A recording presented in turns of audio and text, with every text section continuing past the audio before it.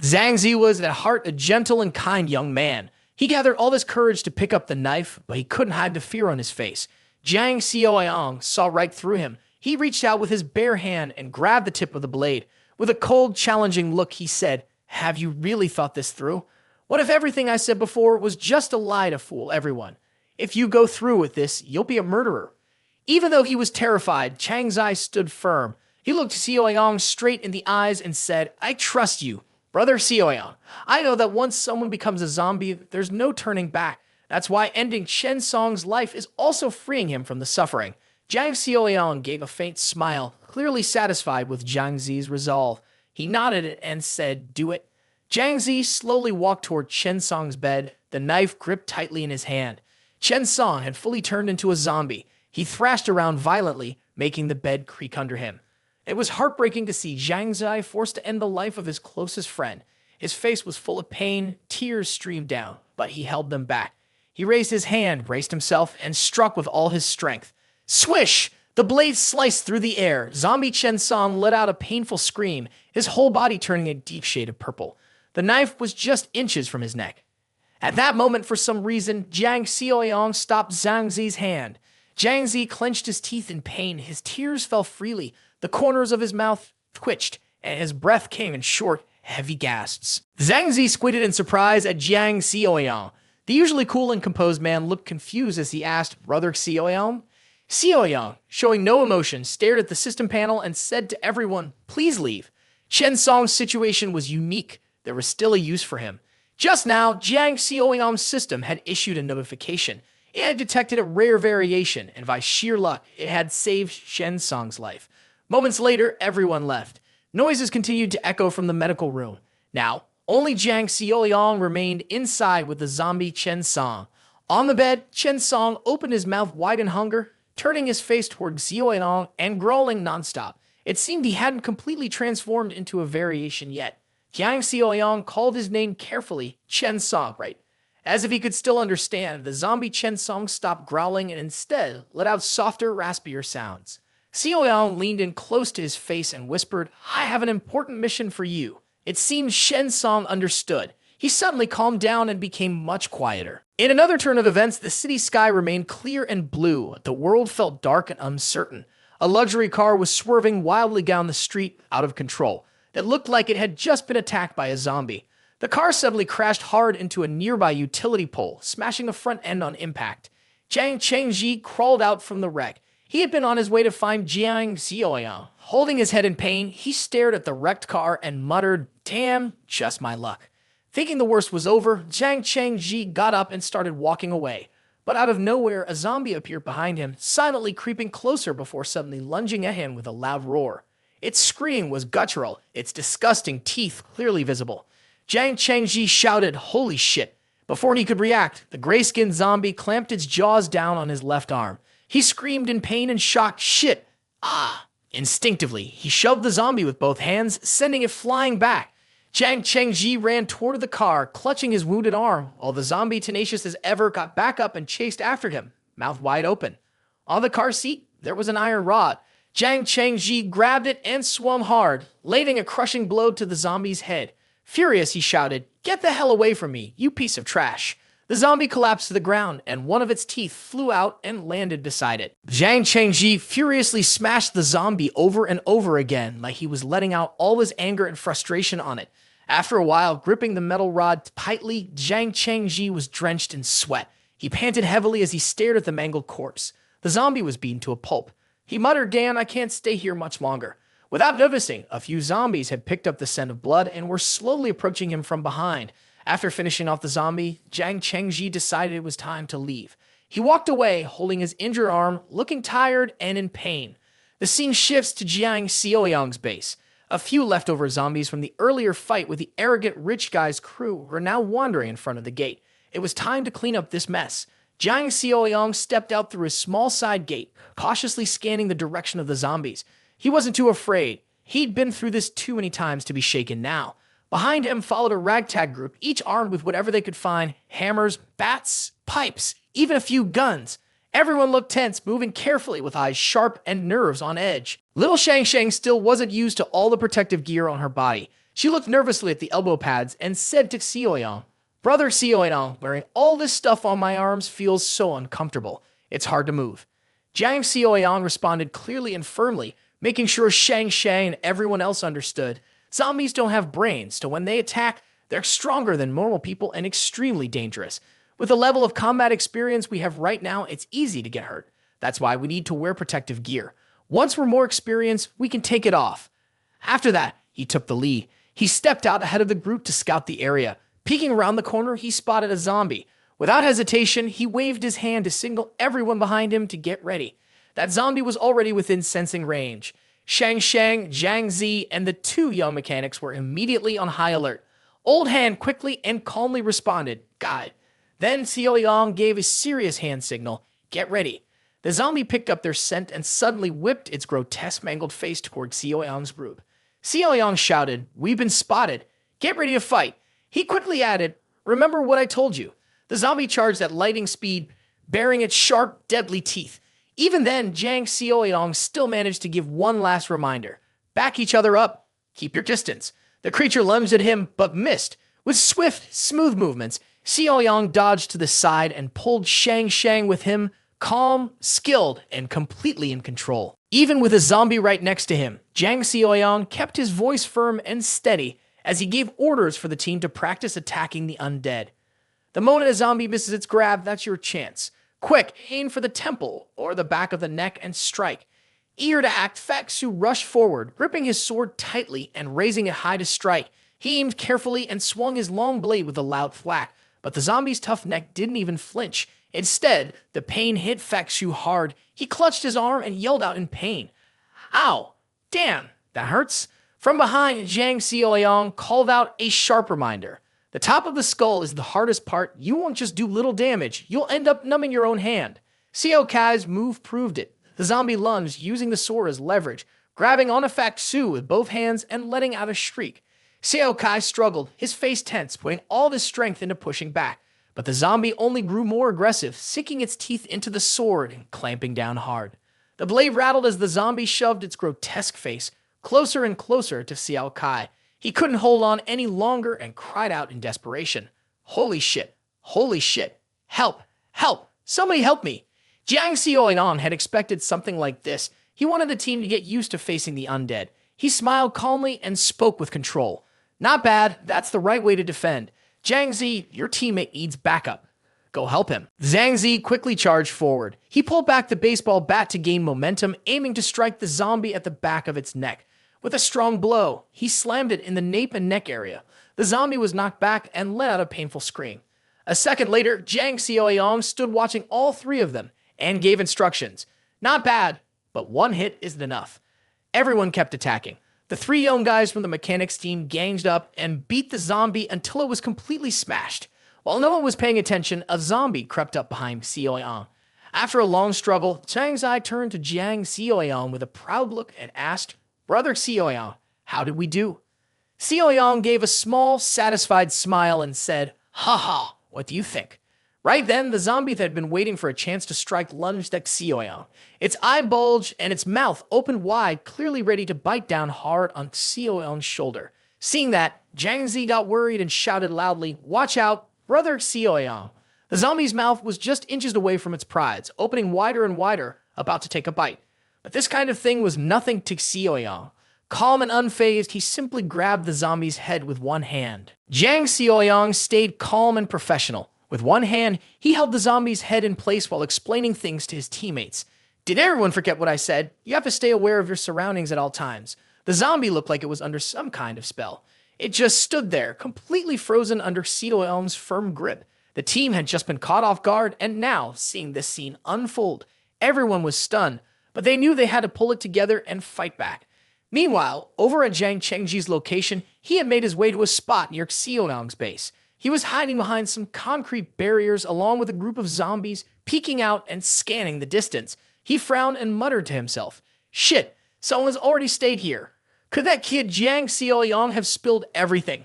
Up ahead was an empty car. Echoing through the area was Xiaoyong's voice, calling out constant reminders to his team.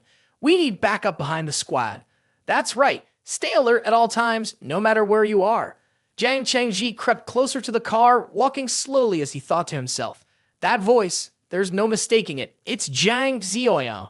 On the other side, Zhang Zi and the rest of the team were working together, taking down the zombies one by one. Chang Ji crouched low behind the back of the car and carefully peeked around to get a better look. Under his breath, he whispered, "Is Jiang Xiao Yong's group killing off the exiles?" He was too focused on spying on Xiao Yong's group to notice the shadow creeping up beneath him, a zombie. It had just woken up, and as soon as it caught the scent of human flesh, its eyes lit up like flashlights. Turns out this zombie was Xiao Ye, Huangjing's best friend. In the previous episode, she had been attacked and torn apart by a swarm of zombies. Now she had become one of them. Her once beautiful face was ruined. Her skin was ripped and patchy, making her look horrifying. She reached out and grabbed the leg of Jang Cheng Xi's pants, startling him so badly he fell to the ground. In a panic, Jang Cheng Xi kicked his legs wildly and shouted, "Ah! Ah!" When he saw Xiao Ye's disfigured face, he froze in shock. His whole body went numb. Xiao Ye had lost all traces of humanity. She let out a terrible, guttural scream and lunged at Jang Cheng Xi like a wild animal craving human flesh. Her eyes widened with fury, and she screamed with her torn mouth, ready to end Jang Cheng Xi. Her ruined face came closer as her gaping mouth opened wide to bite. Jang Cheng Xi screamed in terror, Dan. What was meant to happen finally happened. This could be the end for Jang Cheng Xi. He shut his eyes tight. Everything went black. And then, out of nowhere, the sound of a gunshot rang out. Without warning, Jang Cheng Xi's eyes flew open, tears spilling out as he stared in shock at the scene before him. His mouth dropped open as he cried out, "Ah, ah." When he came to, Jiang Xiao Yong was already standing behind him. His face was cold and emotionless, still holding his gun steady. Xiao Ya's head had been blown apart by a silver bullet from Xiao Yang, leaving behind a gruesome sight. Jang Cheng Xi hadn't even had time to catch his breath. He froze completely, then quickly shoved Xiao Ya's body off to the side. His face twisted in disgust as he panted heavily. Huff, huff. Lowering his gun, Jiang Xiao Yong watched Jiang Cheng Xi struggle with the corpse and said warily, "Jiang Cheng Xi, what are you doing here?"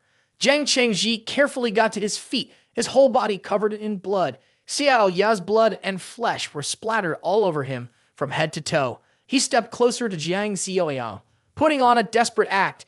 Jiang, I'm so glad I lived long enough to see you."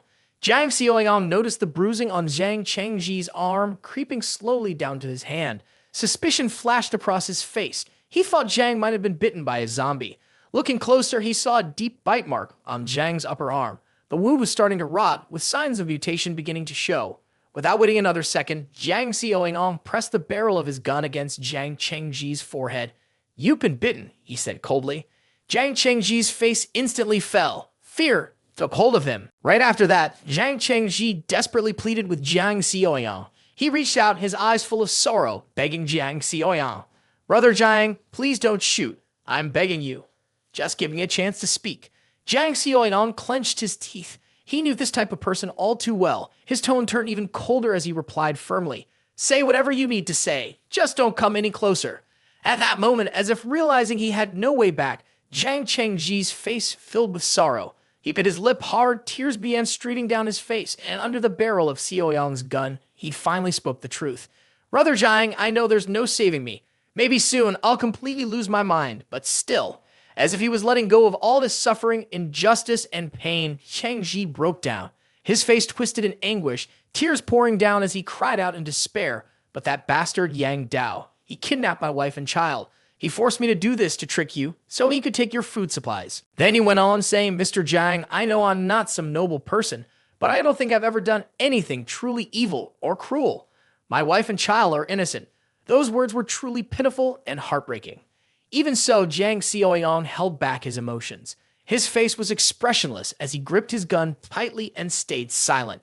But Jiang Cheng Xi kept talking, explaining his current situation and begging Jiang Xiao Yong again and again, "Those monsters will never let my wife and child go. What's waiting for them is far worse than what's happening to me.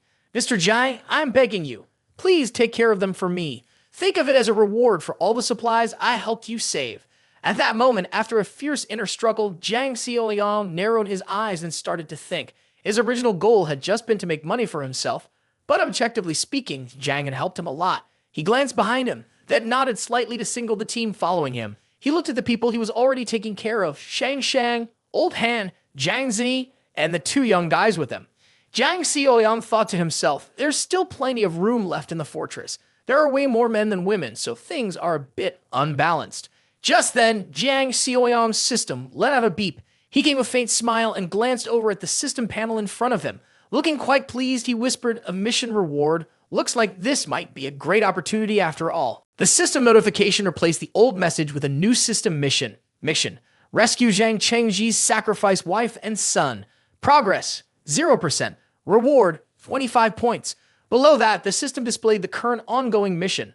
Ongoing mission, clear the streets. Objective, eliminate infected individuals and monsters outside the fortress. Progress, 70%. Reward, 10 points.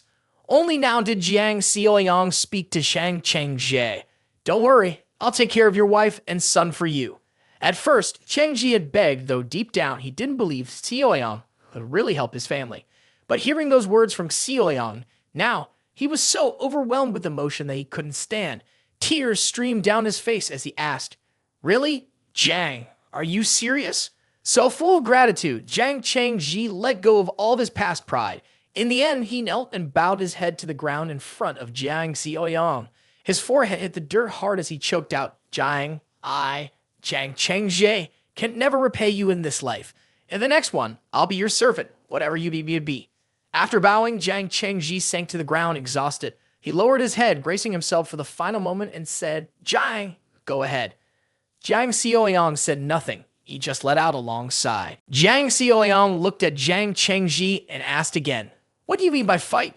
Jang Cheng Xi squeezed his eyes shut. He was in pain, tears streaming down his face, all hope gone. Please, he said, just end it for me. I don't want to become some rabid maniac and end up threatening the lives of my wife and kids. Even though Jang Cheng Xi had always been aggressive toward the world, he clearly cared deeply for his family. There was some honor in him after all. Jiang Xiao Yong went quiet. He was surprised by this side of Jang Cheng Xi.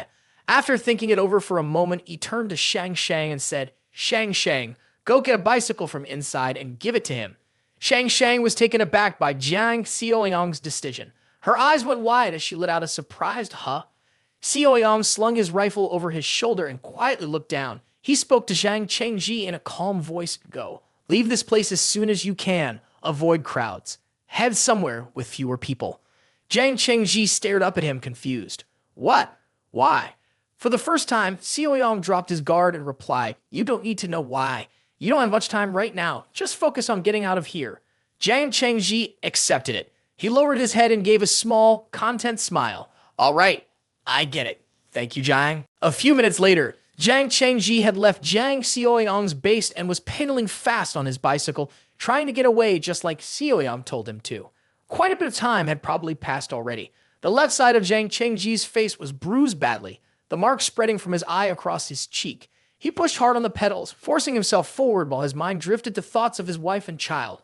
My wife, my kid. Even though he wasn't exactly a good person from the start, this moment made Jang Cheng Xi seem genuinely pitiful.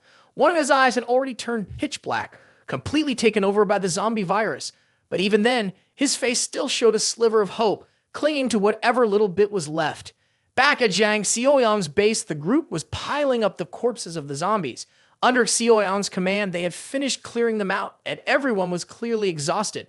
Once the work was done, Jang Xiao Yong poured gasoline over the mound of bodies, enough to burn the whole pile. He struck a match, and in seconds, the bodies were engulfed in flames. The fire raged, and thick smoke rose high into the sky. Everyone stared into the blaze silent. The only one who broke the silence was a young man named Ye Ming, who sighed and muttered, "Ha, I'm dead tired after today." After completing the mission and helping the team get used to fighting zombies, Jang Xiao Yong began debriefing with everyone. Given everyone's current strength and experience, it was now no problem for 2 or 3 people to use basic melee weapons to hunt down lone zombies without fear of getting hurt. The updated system display next to Jiang Xiao Yong read, Street Cleanup Mission completed. Points earned, 10. Current total, 28 points. Although they had already encountered zombies, Jiang Xiao Yong still warned the team about how dangerous they could be. He added, however, facing a small horde or a group of zombies is definitely not something we can handle right now. Hearing this, everyone grew serious, quietly reflecting on the challenges ahead. After giving careful instructions, Jiang Xiao Yong took the lead and turned to the team, saying, "Follow me." Shang Shang and Zhang Zi felt a bit uncertain, unsure of what Xiao Yong was about to show them next. A few minutes later, Jiang Xiao Yong and the whole team arrived at the large gate of the warehouse. Jiang Xiao Yong walked ahead toward Old Han, with Shang Shang following closely behind and Zhang Zi's group right after them. Jiang Xiao Yong waited until Old Han got closer, then gently turned and called out, "Mr. Han?" Hearing that, Old Han quickly responded, "I'm here." "What's going on, Xiao Yong?" Right then, Jiang Xiao Yong held out a key in his hand and said, "There are weapons stored in this warehouse. I'm heading into the city tonight for the safety of the fortress. I'm leaving this in your care." Old Han took the key, but he still looked worried and asked, "The city's a mess right now. Are you really going alone?" Hearing that, Zhang Zi and the chubby kid excitedly jumped in, offering to go with Xiao Yong. They spoke in unison, "Xiao Yong, the three of us will go with you." But Yai Ming stayed quiet. He didn't say a word. Jiang Xiao Yong turned down their offer. He stayed calm and reassured everyone, "Not yet. Right now, you guys aren't ready to face those dangerous zombies. If you came along, you'd only slow things down." Xiao Yong looked at Old Han seriously and added, "I'm counting on you, sir." Old Han nodded with confidence, gripping the AK slung over his shoulder. He replied, "Don't worry, Xiao Yong. Just make sure you stay safe out there." After wrapping things up smoothly at the base, Jiang Xiao Yong grabbed a few guns and some personal protection gear, then got into his car and drove off. Suddenly, a notification popped up on his system. "Trade into a system. Empty, empty, empty." Below that was a button to manually refresh the system, which would cost 2 points. Looking at the screen, Jiang Xiao Yong sighed with concern. This trade into a system updates way too slowly. Without hesitation, he tapped the manual refresh button and said, "This mission isn't easy. To be safe, I'd better refresh it manually." After clicking, the system displayed a new list of items in the manually refreshed store, deducting 2 points and leaving him with 26. Trade into a system. Level 1 black tech supply box costs 20 points. Level 1 emergency rescue negotiation supply box costs 5 points. Level 1 threat weapon supply box costs 5 points. Below that was another button to refresh manually again, this time costing 4 points. Jiang Xiao Yong stared at the screen, then closed his eyes with a bitter expression and said, "That one manual refresh already raised the cost from 2 points to 4. Looks like I really need to start saving." Jiang Xiao Yong rested his chin on his hand, thinking, spending points to refresh the loot is pretty badass. Luckily, he had just enough points. He tapped the screen and selected the first supply box. A system message popped up. Successfully exchanged 20 points for level 1 engraved tech supply box. Current points, 6. Inside Jiang Xiao Yong's car, the box opened with a brilliant flash, lighting up the entire space around him. Another system message appeared. Level 1 engraved tech supply box opened. Reward. Physical enhancement serum, +5. Still stunned by the blinding light, Jiang Xiao Yong shielded his eyes and blurted out, "What the hell was that? Did I just get hit with a flashbang or something?" Then he stared wide-eyed at the large syringe in his hand and exclaimed, "Dan, a +5 physical stat serum?" No hesitation. Jiang Xiao Yong plunged the needle right into his arm without a second thought, confident and decisive. Jiang Xiao Yong could feel a surge of power flowing directly into his body, as if he were rapidly converting energy at an incredible rate. His eyes turned completely white and glowed with an otherworldly light. His whole body lit up, and his hair stood on end as if charged with electricity. At that moment, the system screen displayed a status update. Jiang Xiao Yong's current combat stats had reached attribute 13, making him 260% stronger than an average person. The scene shifted, first to the apartment complex where Jang Cheng Xi lived, and then closer to the high-rise unit that belonged to him.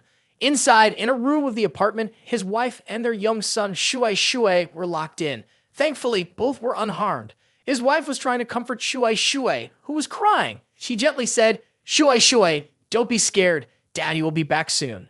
Just as she finished speaking, Yang Dao and one of his thugs kicked the door open and stormed into the room.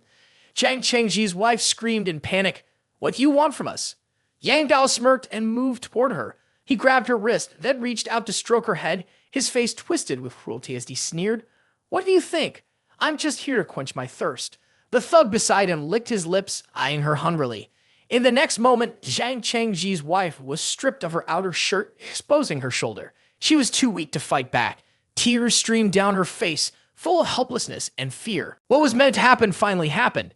The two vile men, Yang Dao and his tall henchman in a white shirt, forced Jang Cheng Xi's wife to the ground. Yang Dao pinned down her arms and legs while the henchman, grinning with sick pleasure, pulled off her brown outer coat. Little Shui tried with all of his might to fight back and save his mom, but he was no match for them. He cried loudly, screaming in fear, while Cheng Xi's wife struggled desperately and shouted, "Please let me go." These men were becoming more and more outrageous. In this harsh, post-apocalyptic world where resources were scarce, it was as if they had been taken over by evil spirits. Weak but determined, Shui swung his tiny fists. Just then, a foot appeared at the doorway. At first, it looked like Jiang Xiao Yong, but it turned out to be someone else from Yang Dao's group, the leader of the gang. Hearing a commotion inside, he curiously stepped into the room. Scratching his neck, he asked, "What's all the noise in here?" The white-shirted henchman, with a disgusting look on his face, called out, "Hey, Lai, come join us." Thankfully, luck was on Shui and his mom's side. When blonde-haired Lai heard that, he raised his chin and sharply scolded the henchman, "Damn it, we haven't finished what we came here to do. Focus on the mission first. Let her go." The guy in the white shirt looked annoyed after hearing those words. His excitement was cut short, and he gritted his teeth as he snapped back. "What's wrong with you? This isn't the first time we've done something like this." It seemed like Lai was being more cautious this time. Frustrated, he tried to explain to his two reckless underlings. Narrowing his eyes and sounding threatening, he said, "You think you can just mess with his wife and kid right now? What if that bitch tries to kill herself? Then he won't have anything tying him down, and he won't have to listen to us anymore. No one wins in that case, you get it, dumbass?"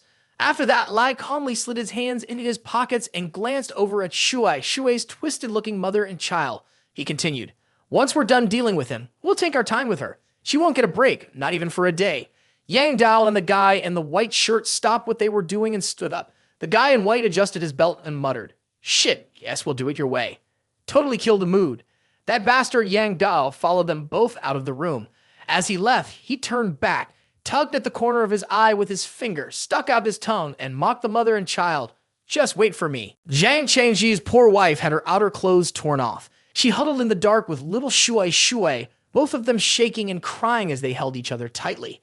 The boy, Shui, kept rubbing his eyes and buried his face in his mother's arms. By now, the city was completely swallowed by night. Out on the streets, many cars had broken down and lay still, scattered in the darkness. Only one car, with its headlights on, was still moving smoothly down the road. All around, terrifying, deformed zombies wandered aimlessly, lurking in the shadows. Inside, the only car still driving was Jiang Xiao Yong. He was deep in thought, planning how to upgrade his system. Leaning casually on the steering wheel, he reflected quietly to himself. 13 points in physical strength doubles my power. Even my reflexes and control have clearly improved. His car weaved skillfully through the wreckage of disabled vehicles. Jiang Xiao Yong maneuvered effortlessly past every obstacle, silently admiring the sensation. "This feels amazing." As he reached a wide avenue, he saw four-wheeled vehicles overturned and scattered everywhere. There was no trace of human life, only zombies roaming, waiting for a chance to tear something apart. At the corner of the street, Jiang Xiao Yong stopped the car. Without making a sound, he pushed the door open and stepped outside. Jiang Xiao Yong carefully closed the car door behind him, looked around, and reminded himself to stay alert. The city center was just ahead. Driving would make him too easy to spot. He'd have to go on foot. Suddenly, the growl of a zombie echoed nearby. The sound made him flinch and glance over his shoulder. Almost instantly, two zombies lunged at him. They moved fast and wild like they hadn't eaten in days, mouths wide open, ready to sink their teeth into anything. The sight made Jiang Xiao Yong spin around, heart racing. But these zombies were nothing compared to the power he now had. They were lightweights. He shifted his weight, dodged to the side, and narrowly avoided the first zombie's bite. It missed and let out a loud hiss. In one smooth motion, Jiang Xiao Yong swung his arm over the zombie's shoulder and punched. With a burst of strength, he shoved forward, twisting the zombie's shoulder so hard it staggered in shock. With that momentum, he shoved the first zombie hard, launching it straight into the second one that was right behind.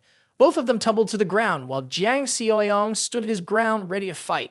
At that moment, he coolly extended his hand. His icy stare locked onto the zombies as they scrambled to recover. Then, he summoned a weapon. His blade, which had been left in the car, appeared instantly in his hand.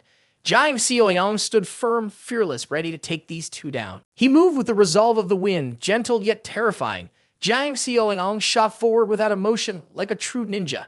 He slashed the air with a few quick, sharp strokes. Swish, swish, swish. He dug in his heels to stop, trying to stay balanced. Behind him, two zombie heads flew off and hit the ground with a dull thud. The zombies didn't even have time to realize what was happening before their heads split in two. Standing in the glow of the car's headlights, Jiang Xiao Yong still held his sword in hand. He reminded himself, whether it's strength or reflexes, I completely overpower them. Is this what it means to have twice the physical power of a normal person? Not only was his strength boosted, his hearing was now surprisingly sharp. He picked up faint sound waves coming from a distance. He thought to himself, on top of that, my awareness has increased a lot. Damn, we're surrounded. Jiang Xiaoyang looked toward the source of the noise. It was a crowded residential area packed with homes, exactly where he had heard the sound waves. He said aloud, about 800 meters. Just then, a system notification popped up. Random mission activated. Random mission. Confrontation. The scene shifts to a location 800 meters from Jiang Xiaoyang. It's a small supermarket. Outside, a crowd of zombies is swarming the glass doors trying to break in. Some are pounding on the door with their fists. Others are slanging their heads against it. From inside, the sound of someone screaming in desperation echoes through the store. Dan, we're surrounded. In the middle of the supermarket, a security guard stands holding a gun. He's shouting orders, directing everyone inside to push heavy objects against the door. While keeping his gun aimed, he yells, "Hurry up! Bring more heavy stuff over here." A father and his young son are struggling to shove a shelf toward the entrance to help block it. The boy, tear-streaked and frightened, looks up at his exhausted father and asks, "Dad, are we going to die here?" The man, drenched in sweat and clearly worn out, tries to comfort his son the best he can. "It's okay, kiddo. Those bastards aren't getting in." Then his voice drops and he adds, almost defeated, "And if they do, it's okay. At least we'll see your mom again." The boy bursts into tears, sobbing uncontrollably. His tears fall silently, hopelessly. Hearing their exchange, the security guard shakes his head, clearly frustrated with the father's attitude. He glances over and mutters, "Damn it. Song, do you even know how to talk to a kid?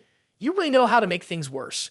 The man, apparently named Song, turns to him sharply, as if he's been holding back for a long time. He snaps, "Know how to talk. If I knew how to talk, I'd already be managing the whole damn apartment complex." The security guard seemed to ignore Mr. Song. Right now, all he cared about was staying alive. He muttered angrily under his breath, "Damn it, am I really going to die here today?"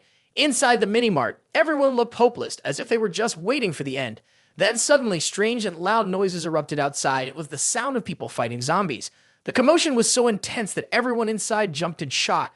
They immediately tried to brace themselves for the worst. The only woman in the group quickly hid behind a shelf next to Shang Shang. The security guard loaded his gun and shouted, "What's going on out there?" Just then, a zombie's head slammed violently against the glass door with a loud thud, almost shattering it. Inside, the young boy and his father were scared out of their minds. The boy was so terrified he fell backward, and the father stood frozen. Their eyes were locked on the door, where they could now see a dark smear of blood sliding down the glass from the zombie's head, staining a large section of it black. This kept happening again and again for a full 30 minutes. Outside the glass, more and more bloodstains appeared. Finally, everything went eerily quiet. The security guard inside was drenched in sweat from fear. Gasping for breath, he said cautiously, "Huff, huff. Mr. Song, you and Zyke Swan, start moving the heavy stuff away." Hearing that, the woman in the back looked confused and uneasy. The guards stood in a high alert stance, ready in case a zombie suddenly charged at them. He added, "Take the elevator. Don't make any noise." Mr. Song and his son struggled to carry the heavy table, moving it while doing their best to stay silent. They muttered in agreement. A moment later, after carefully moving the furniture that had been blocking the door, the guard took his gun and was the first to step outside to check the situation. What he saw was surprising. All the zombies from earlier were now unconscious, lying sprawled out all over the ground. Only then did the two men, the woman and the boy, cautiously step out of the mini-mart. Mr. Song carried a large metal rod slung over his shoulder. He looked around and said, "What happened here? Who could have done this?" Zhang Swan and the young boy looked pale with fear. Gripping his iron rod tightly, he exclaimed, "It was a variation. It must have been a variation." Hearing his son say something unfamiliar, Mr. Song turned to him and asked, "A variation? What's a variation?" Zhang Swan, with tears still welling up in his eyes, gritted his teeth and replied, "Compared to normal zombies, they're way stronger and much faster." He held onto his iron rod even tighter and continued, "That's what they say in comics, novels, and games." Feeling like his son's words were completely clueless, the father turned to scold the boy in frustration. "Comics, novels, games, you're wrapped up in those every single day. No wonder your grades are always at the bottom." Meanwhile, the guard over here doesn't even seem to care about what's going on. The guard on high alert kept his hand tightly on his gun. When he saw the family arguing, he turned and snapped, "Mr. Song, your emotional intelligence is seriously low. Do you really think this is the time to argue about stuff like that? Stick close and stay sharp. Watch the surroundings carefully. Don't let a variation creature sneak up on us. The four of them grouped up, each holding a weapon, and began moving cautiously onto the street. The guard led the way, gun in hand, and said, "Everyone keep an eye on your direction. Move slowly toward the gathering point." After a while, the group edged their way to a street corner. The guard in front raised his hand to signal a stop. They paused and peeked outside, trying not to make a sound, and then one by one gasped in shock. "What? What is that?" Right then, all four of them spotted Jiang Xiao Yong standing in the middle of the street working on his system panel. On the panel, a message flashed. "Encounter mission. Rescue completed. System points +5. Current total, 11 points." Zaxuan leaned in, squinting to get a better look at Jiang Xiao Yong, and said with certainty, "That's a variation creature. It has to be one." But the guard didn't see it that way. He looked Jiang Xiao Yong up and down for a while and said, "To me, he looks like a normal guy," although the others were standing a little distance away and speaking quietly. With Xiao Yong's abilities now, hearing them was no problem at all. The man tilted his head back slightly and glanced behind a group of four, as if he already knew everything, then said, "A variant, huh? Ha, you got quite the imagination, kid. It's not like the streets are full of variants just yet." Seeing this, the guard lowered his guard. He smiled warmly, stepped closer to Jiang Xiaoyong, and said, "So you really are a survivor." Then he carefully pulled his gun out in front of him and softly warned Jiang Xiaoyong, "Kid, wandering around alone like this is really dangerous. Right now, the only way to survive is to stick together. Come with us." Jiang Xiaoyong was a little surprised by the man's kindness. Curious, he asked, "Who are you guys? There's just a few of you." The guard kept scanning the area as they moved into a new zone. While glancing back repeatedly, he replied, "We're out looking for supplies. There are still a good number of civilians gathered at Rong Xiang Yuan." At that moment, Jiang Xiaoyong looked puzzled and asked again when he heard the name Rong Xiang Yuan. Rong Xiang Yuan. "I think there's a place not too far from there, right?" Hearing this, Song stepped closer to Xiaoyong and replied, "Yeah, that's right. It's not far at all, just one street over." Since they didn't know much about Jiang Xiaoyong yet, both Song and the guard were interested in bringing him into their group. Song placed a hand on Xiaoyong's shoulder and said, "Bro, come with us. We've got numbers and strength, and Captain Lai's even got a gun. We've dealt with the undead before. We know what we're doing. We can keep you safe." Hearing his name, Captain Lai looked proud, especially about having a gun. After hearing all this, Jiang Xiaoyong didn't quite know how to respond. He just smiled so wide that his eyes almost disappeared, nodded repeatedly, and said, "Ha ha, that sounds great. Thanks, everyone." A while later, after the four guards, Zaixuan and her father and the woman brought Jiang Xiaoyong into their group. All five of them gathered together and started moving toward their base. The four up front were on high alert, weapons ready, looking cautious with every step. Only Xiaoyong walked calmly at the back, completely at ease. At that moment, Mr. Song turned to Jiang Xiaoyong and cautiously asked, "Hey kid, you're investigating Rong Xiang Yuan. Are you trying to meet someone important?" Jiang Xiaoyong didn't want to get into a long explanation. He simply gave a quiet "yeah" in response and turned his eyes away from Mr. Song, looking elsewhere to avoid eye contact. Mr. Song, still focused on Jiang Xiaoyong, stopped walking and turned around to ask more clearly, "Is it a relative or a girlfriend?" Jiang Xiaoyong didn't answer. He stayed silent. Seeing that Xiaoyong wasn't saying anything, Mr. Song figured he must be feeling overwhelmed and heartbroken in this apocalyptic world. He patted Xiaoyong on the shoulder and tried to comfort him. It's the end of the world now, no matter who you're looking for. There's a good chance they didn't make it. You need to be ready for that. Just then, Old Lai, who was walking ahead, frowned and said angrily, "He's right. Even if they didn't get killed by zombies, they could have run into those animals." Hearing the anger in Old Lai's voice, Xiaoyong grew curious and asked, "Those animals?" Old Lai finally explained about the bad people causing trouble in the eastern part of the city. Frustrated, he recalled, a gang of thugs took over the Bitch Twice some villa area in the east. To survive, they'd been hurting other survivors without a second thought. As he spoke, his lips twitched in anger. He continued, "We ran into them once. A lot of our people died at their hands." Just as Old Lai finished speaking, a shadowy zombie appeared right in front of him. The dark figure was barely visible. Only its gaping white teeth could be clearly seen. Old Lai hadn't noticed it yet. He waved his hand dismissively, not wanting to bring up those bastards again, and said, "Forget it. No point talking about them. Just remember, when you run into other survivors, always be careful." Zaixuan, the young boy, was the first to spot the zombie. He panicked and shouted, "Uncle Lee, watch out." Startled, Old Lai turned just as the zombie. Its face a terrifying shade of pale green. lunged at him. It reached out, claws wide, aiming to grab him. Luckily, he reacted just in time and saw it coming. Old Lai quickly grabbed his gun and fired without hesitation.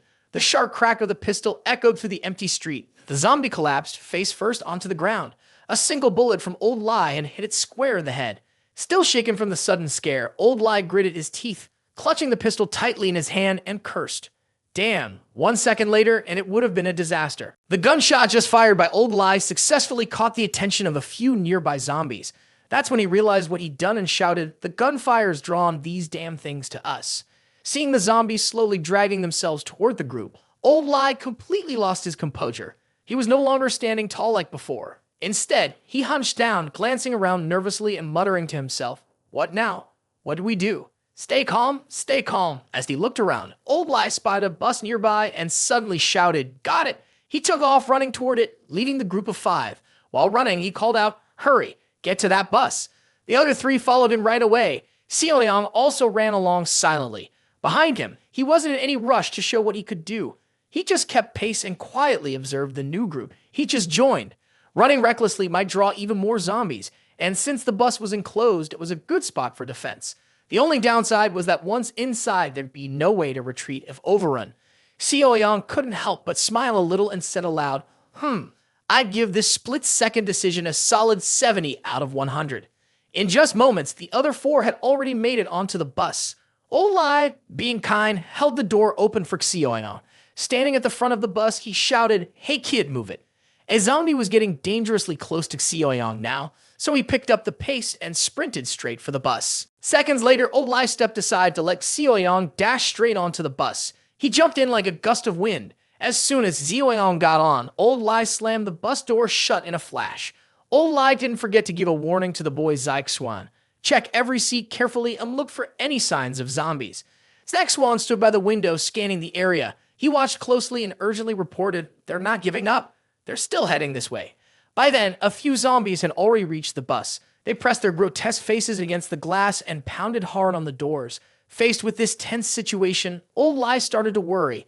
Damn, are we moving too slow? Outside the bus, the zombies were growing more chaotic. Their stiff arms kept slamming against the sides of the vehicle. Things looked even worse as more of them gathered, slowly surrounding the bus. Old Lai's voice came out filled with despair. "Damn it, I can't take this anymore. Ah. Inside the bus, he was completely overwhelmed. He leaned against the door, using all his strength to hold off the undead attackers. But then, one of them managed to wedge its hand into a gap and pry the door open. In that heart-stopping moment, Old Lai was convinced they were all going to die right there. But suddenly, Xiao Yong braced his hand against the bus door to help Mr. Lai hold back the zombie. The unexpected move caught Mr. Lai by surprise. Just a few seconds later, without needing Mr. Li's limited strength, Xiao Yong used one hand to give the door a gentle push, and it slammed shut. Stunned by what had just happened, Mr. Lai froze and stared blankly at Jiang Xiao Yong, trying to process his emotions. Mouth wide open in shock, Mr. Lai thought, How can he be this strong?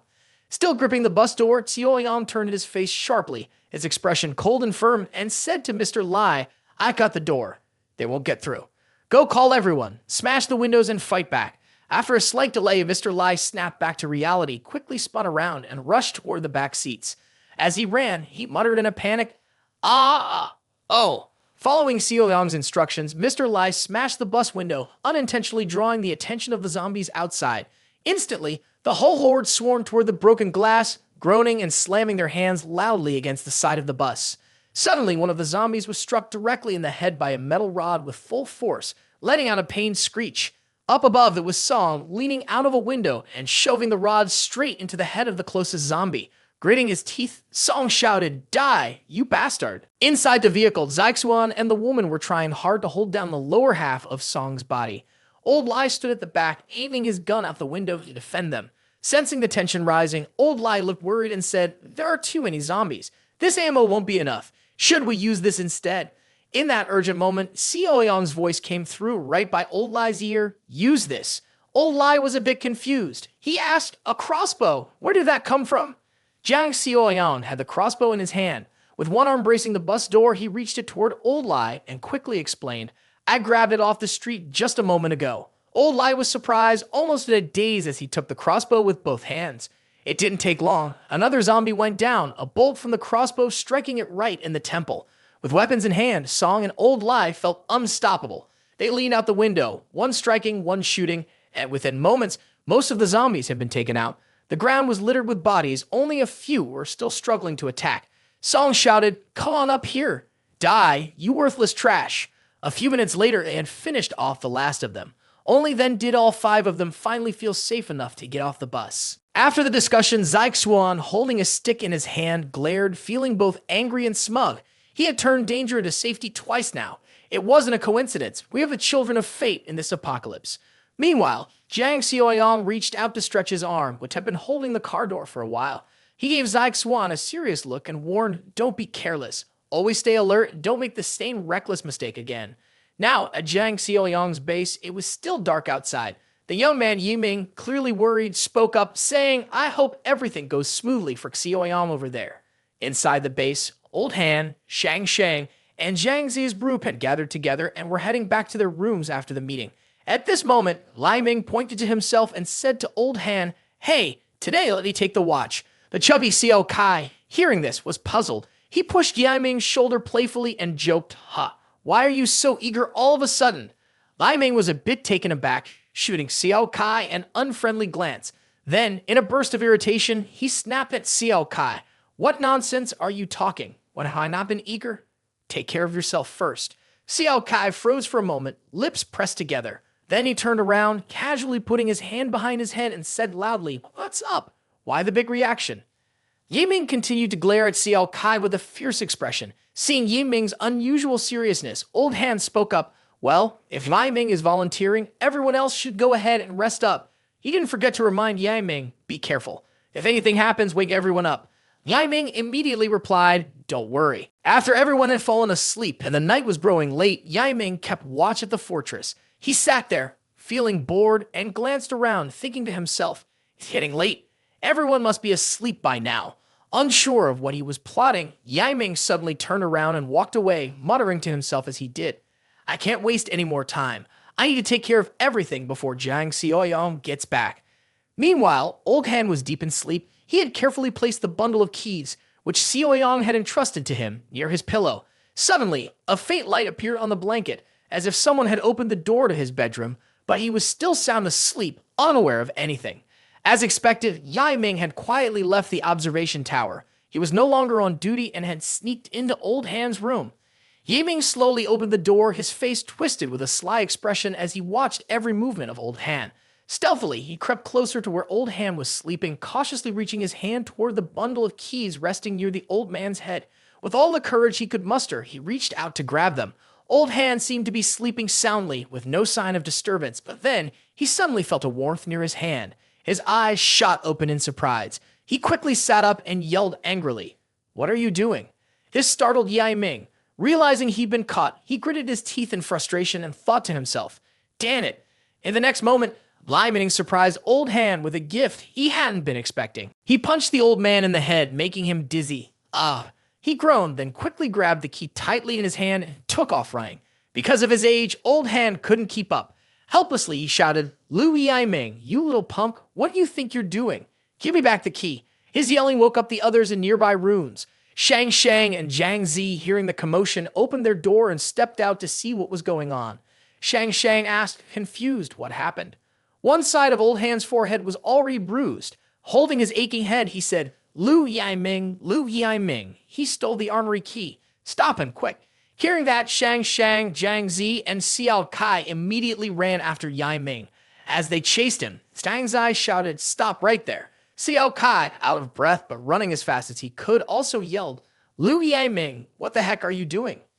Yiming heard his friends' voices but stayed silent and kept running. Realizing they were gaining on him, he shoved over a metal ladder and scattered nearby objects across the ground to block Zhang Zi and the others from catching up. All 3 of them had to stop because the path was blocked. Zhang Zi's face turned red with anger. He clenched his jaw and said coldly, "Damn that rotten kid." At that moment, Lai Ming happened to walk past the infirmary. He suddenly stopped at the door and glanced inside, a calculating look on his face. He shot a sly glance at Shang Shang, then said, "Since we started this, we might as well see it through." He stepped into the infirmary where Chen Song was tightly strapped to the hospital bed. Yiming hesitated a little as he walked closer. The zombie version of Chen Song saw someone approaching and started thrashing and screaming. Yiming reached toward the zombie's arm. Chen Song's arms were strapped down tightly, and his skin was pale and lifeless. Suddenly, his left arm broke free from the restraint and lunged toward Yiming's hand. Chen Song screamed wildly, howling and thrashing. Yiming jumped back, startled, and yelled, "Oh shit!" His eyes widened as he saw Chen Song's restraint come undone, the zombie's arm raised and trembling. Yiming watched uneasily, bothered by the movement. He wondered why one of the straps was so loose. Wasn't it tied properly before? Yiming's face darkened, revealing a sinister grin. A twisted thought crept into his mind. Well, now I won't have to risk untying him myself. After clearing away the pile of debris blocking the path, Shang Shang, Zhang Zi, and Xiao Kai quickly rushed after Yiming. When the three of them arrived at the infirmary, they saw a tall, thin figure standing dejectedly at the door. Zhang Zi immediately recognized the person. It was Chen Song. Furious, he shouted, "That bastard Lu Yiming actually let Chen Song out of the infirmary. Is he trying to get us all killed?" Chen Song had completely turned into a zombie. He stood there cold and lifeless in front of his friends, growling nonstop. Old Han ran up behind them. When he saw what was happening, he cursed Yiming in anger and frustration. "Damn, I can't believe that kid turned out to be such a monster. I was wrong about him." Standing next to her grandfather, Shang Shang looked nervously at Chen Song and asked Old Han, "What do we even out, Grandpa? All our weapons are locked up in the storage room." Old Han finally made a decision. "No matter what, our first priority is to work together and get that kid back into the infirmary." He calmed everyone down and started laying out a plan. Raising his hand, he said to Zhang Zi and Xiao Kai, "Split up. Use the technique Xiao Yong taught us. Be extra careful. Don't let him bite you." With that, the four of them quietly crept toward zombie Chen Song. They moved slowly and cautiously, while Chen Song stood still ahead of them, unaware of their approach. Then Old Han shouted the signal, "Now's the time." After those words, Zhang Zi and Shang Shang rushed forward with great speed, while the zombie, Chen Song, didn't seem to notice at all. Thanks to some training from Xiao Yong, Zhang Zi was more steady now. He forcefully grabbed Chen Song's head, pinning it down. Zhang Zi shouted, "Ha!" Xiao Kai and Shang Shang held tightly onto Chen Song's arms. Chen Song was completely under control now, screaming loudly, "Grr! Grr! Grr!" Zhang Zi, holding firm, said, "Got him under control." Old Han had already opened the door to the medical room. He quickly instructed the others, carefully push him into the medical room. The four of them worked together smoothly to get Chen Song inside. Old Han shouted, 3, 2, 1. Zhang Zi immediately shoved hard, yelling, "Go." As soon as Chen Song was in the room, Zhang Zi quickly locked the door, feeling like this problem was finally solved. Old Han looked at Chen Song inside the room, surprised. He froze for a moment, and even Zhang Zi seemed puzzled. He stared at his friend inside and asked, "Is it just me?" Or, feeling like it didn't take much effort to control him, Old Han hesitantly added, "I kind of feel the same way." After finishing his work with Chen Song, Old Han turned to Yiming, clearly worried about the rat. He frowned and muttered, "Damn it, we've wasted so much time here." That animal probably found the weapon by now. Out of nowhere, Yiming spoke up. "Hey, who are you calling an animal?" Yiming appeared from the hallway up ahead, grinning smugly as he spoke. Then his expression shifted to one of frustration as he looked directly at the small gun in his hand, angrily muttering, "Dan, I don't know which damn storage room that jerk Jiang Xiao Yong hid the weapon in, but all I found was this one gun in the armory." Yiming was getting even more outrageous. He pointed the gun directly at his teammates, arrogantly continuing, "But this is enough to deal with you guys. Once I'm done with you, I'll take my time looking for the rest." Old Han's group was shocked by Yiming's sudden shift in behavior. He went on raising his voice, "Move out now." When they reached the room in the back, Zhang Zi, completely frustrated, shouted at his friend, "Lu Yiming, what the hell are you doing?" "Xiao Yang saved our lives." Yiming's true nature finally showed. With his gun aimed directly at their throats, he wore a determined look as he openly shared his true thoughts. His gratitude was as deep as a grudge. "Look at the proud, arrogant way he carries himself every day," he said. "If he saves our lives, do you think we'll end up being his slaves for the rest of our lives?" Hearing these ungrateful words from Yiming, Old Han couldn't hold back his anger. He glared and said sharply, "Huff, some people are born ungrateful, like raising a snake only to have it bite you." Xiao Kai, who was standing nearby, was also fed up, but he still tried to reason with his close friend. "Lu Yiming, don't be like this." Inside the medical room, Chen Song glanced outside. He seemed to understand what was going on. He could hear Yang Ming's arrogant voice still shouting while pointing his gun, "Stop talking so much and do as I say." Chen Song's face grew more and more troubled. His eyes turned bloodshot and veins started to pop up on his face. The situation took an unexpected turn when the key suddenly ended up in the hands of the zombie Chen Song. From outside, Yiming's voice still echoed, "Move it." The scene shifts to the city center at Rongxian Yuan. By this point, the group Jiang Xiao Yong had managed to handle the surprise zombie attacks. It was then that Old Lai carefully gave Xiao Yong directions, telling him to keep going straight until the next intersection. After that, he would reach his destination. The area around the apartment complex was tricky, with plenty of hiding spots for zombies, so Xiao Yong had to be extra cautious. Old Lai kindly spoke to Xiao Yong, pointing in the direction of the road and continuing, "Once you find your people, come meet us at Rongxian Yuan. We're on the 8th floor. Use the side entrance of the building, not the main one. Remember that." Upon hearing this, Jiang Xiao Yong made a light gesture with his hand, pointing toward Old Lai. He smiled and replied, "I got it. Thanks." With that, Xiao Yong left. Old Lai and Brother Song watched him go, deep in thought. Brother Song asked Old Lai, "Are we going to follow him and help?" Old Lai responded, "We don't know the situation in that area. If we end up walking into a crowd of zombies, it'll be a death trap."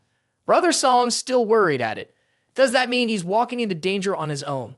Looks like they still don't know Xiao Yong's true abilities. They're worrying too much. Mr. Lai closed his eyes and pretended not to notice. He shook his head almost regretfully and said, "I've already said everything that needed to be said. It's just a shame for someone with such strength to end up like this." The scene shifted to Jang Cheng Xi's building. Below there were countless zombies, old, young, big, and small. They couldn't find any humans, so they just kept wandering around aimlessly, covered in blood and guts. At that moment, Yang Dao's frustrated voice rang out, "Shit, I lost my phone, and it's not even getting any signal." Yang Dao crossed his arms and leaned against the wall. He looked irritated and exhausted as he muttered, "I wonder how Jang Cheng Xi is handling everything. These guys are probably getting pretty excited by now." The guy in the white shirt kept glancing around nervously.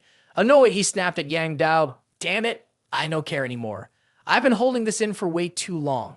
Tonight, I'm going to let out all this anger. If I don't, I won't be able to sleep." The group of Yang Dao's men stood outside the room where Shui and his mother were. One of the men in black spoke up, adding, "Yeah, Jang Cheng Xi went alone. He might have died on the way." Yang Dao listened to these words and found them reasonable. He leaned back against the wall, his expression tired, but his eyes narrowed as he gave the others a warning look. As long as he kept control, he would make sure she wouldn't have a chance to escape. One of the men sighed and said, "That's right. In this world, you never know when you're going to die, so it's better to enjoy life first. Don't regret it later," another man added. Inside the room, Shui and his mother could hear every word clearly. The cruel things they were saying were about them, and the pain of hearing it was unbearable. Knowing what was coming, they clung to each other, trembling, and cried silently in despair. Meanwhile, the leader of the group, Yang Dao's boss, was standing near the window, agreeing with his men. With his arms crossed, he said, "Dan it fine, just be careful. Don't let them die too quickly." The men immediately cheered, "Understood, boss." One of them asked, "Are you going to do it yourself?" The leader, surnamed Lai, turned his head and grunted in response. Before he could answer, another man quickly chimed in, "If you're not, then you're last in line." It seemed like the leader noticed something strange outside the window. His face froze in shock. Looking down, the zombies that had been wandering around earlier were now scattered all over the ground. Each one was covered in blood, their bodies twisted and mangled in a horrifying mess. Hearing a noise outside, the gang leader named Lai finally opened the door and stepped out. He looked around, then glanced down the stairs with an angry expression on his face. After thinking for a moment, he said, "Could it be reinforcements?" Suddenly, something unexpected happened. His eyes widened in shock, his face went pale. A flash of light sliced through the air. With a sharp sound, a deep cut appeared across his neck, and blood sprayed everywhere. Before he could react, his head fell off and rolled across the floor, while his body remained standing for a moment, frozen in place. Even in death, his eyes were still filled with disbelief. Back in Shui's room, both mother and child sat huddled together on the floor, holding each other tightly. Jang Cheng Xi's wife, terrified, pulled Shui closer in her arms as she screamed at the thugs and Yang Dao. "You, get out. All of you get out." One of the thugs, wearing a white shirt, stepped forward as he unbuckled his belt. With a twisted grin on his face, he said, "All right, enough pretending. Who do you think you're fooling?" Jang Cheng Xi's wife's outer jacket was torn apart, and one man grabbed Shui by the collar, dragging the boy out. She screamed in panic, "What do you want to do? Let go of him now." Before she could finish, Cheng Ji's wife was slapped hard across the face by one of the thugs, distorting her beautiful face. Shui was then violently thrown against the door. The boy cried out in pain, "Ah!" His mother, helpless inside, trembled, her hands shaking. The filthy thug standing there said, "Our target is you." Despite the pain, Shui bravely sat up. He cried loudly, saying, "I'll fight you with everything I have." But how could Shui, with his small body, stand a chance against them? He was kicked hard out of the door, his body sliding across the floor. Bang! The thugs quickly slammed the door shut. Seeing this, Shui looked up in frustration, but could do nothing except shout at them, "You bad guys, let my mom go. My dad won't forgive you." At that moment, just outside the door, the headless body of the gang leader fell to the ground with a thud. The noise startled Shui. Turning his face to look, he saw the leader's lifeless body, pale and discolored, and his face twisted in shock. Then, a dark figure appeared at the door, its eyes glowing brightly, and called out, "Hey, kid." Shui was terrified. He screamed, "Who's there?" Just in time, our main character, Jiang Xiao Yong, arrived. He stepped into the light and walked in slowly, looking cool as ever, and asked, "Jang Cheng Xi is your dad, right?" Still scared, Shui trembled and fell backward. He stammered, "Ah, yes, he is." Inside the small room, Cheng Ji's wife was curled up in the middle of the floor. She tried to cover the torn parts of her clothes with her hands, her head lowered, tears of helplessness falling silently. But Yang Dao, bold and aggressive, stormed over, slapped her hard across the face, shouted, "Damn it, scream for me. Afraid your son will hear. Scream, or I won't be satisfied." Poor Cheng Ji's wife. She was so afraid her son would hear something terrible that, no matter how much it hurt, she didn't dare make a sound. The underling in a white shirt revealed his twisted side, arrogantly stroking the woman's head as he said, "If you're not going to scream, then I'll go first." Jang Cheng Xi's wife could only stay silent, tears streaming down her face. As soon as the underling finished speaking, the door was kicked wide open. This grabbed the attention of a man in a blue shirt standing at the back. He thought it was Shui doing this and said, "This kid is strong, huh?" He actually managed to break the door. Before he could finish his sentence, a flash of light sliced through the air and decapitated the previous leader, then continued to swipe across the neck of the man in blue. By the time he even realized what had happened, he saw the man in blue standing still, blood dripping. Yang Dao turned to him and said, "Aren't you going to kick him out? What are you waiting for?"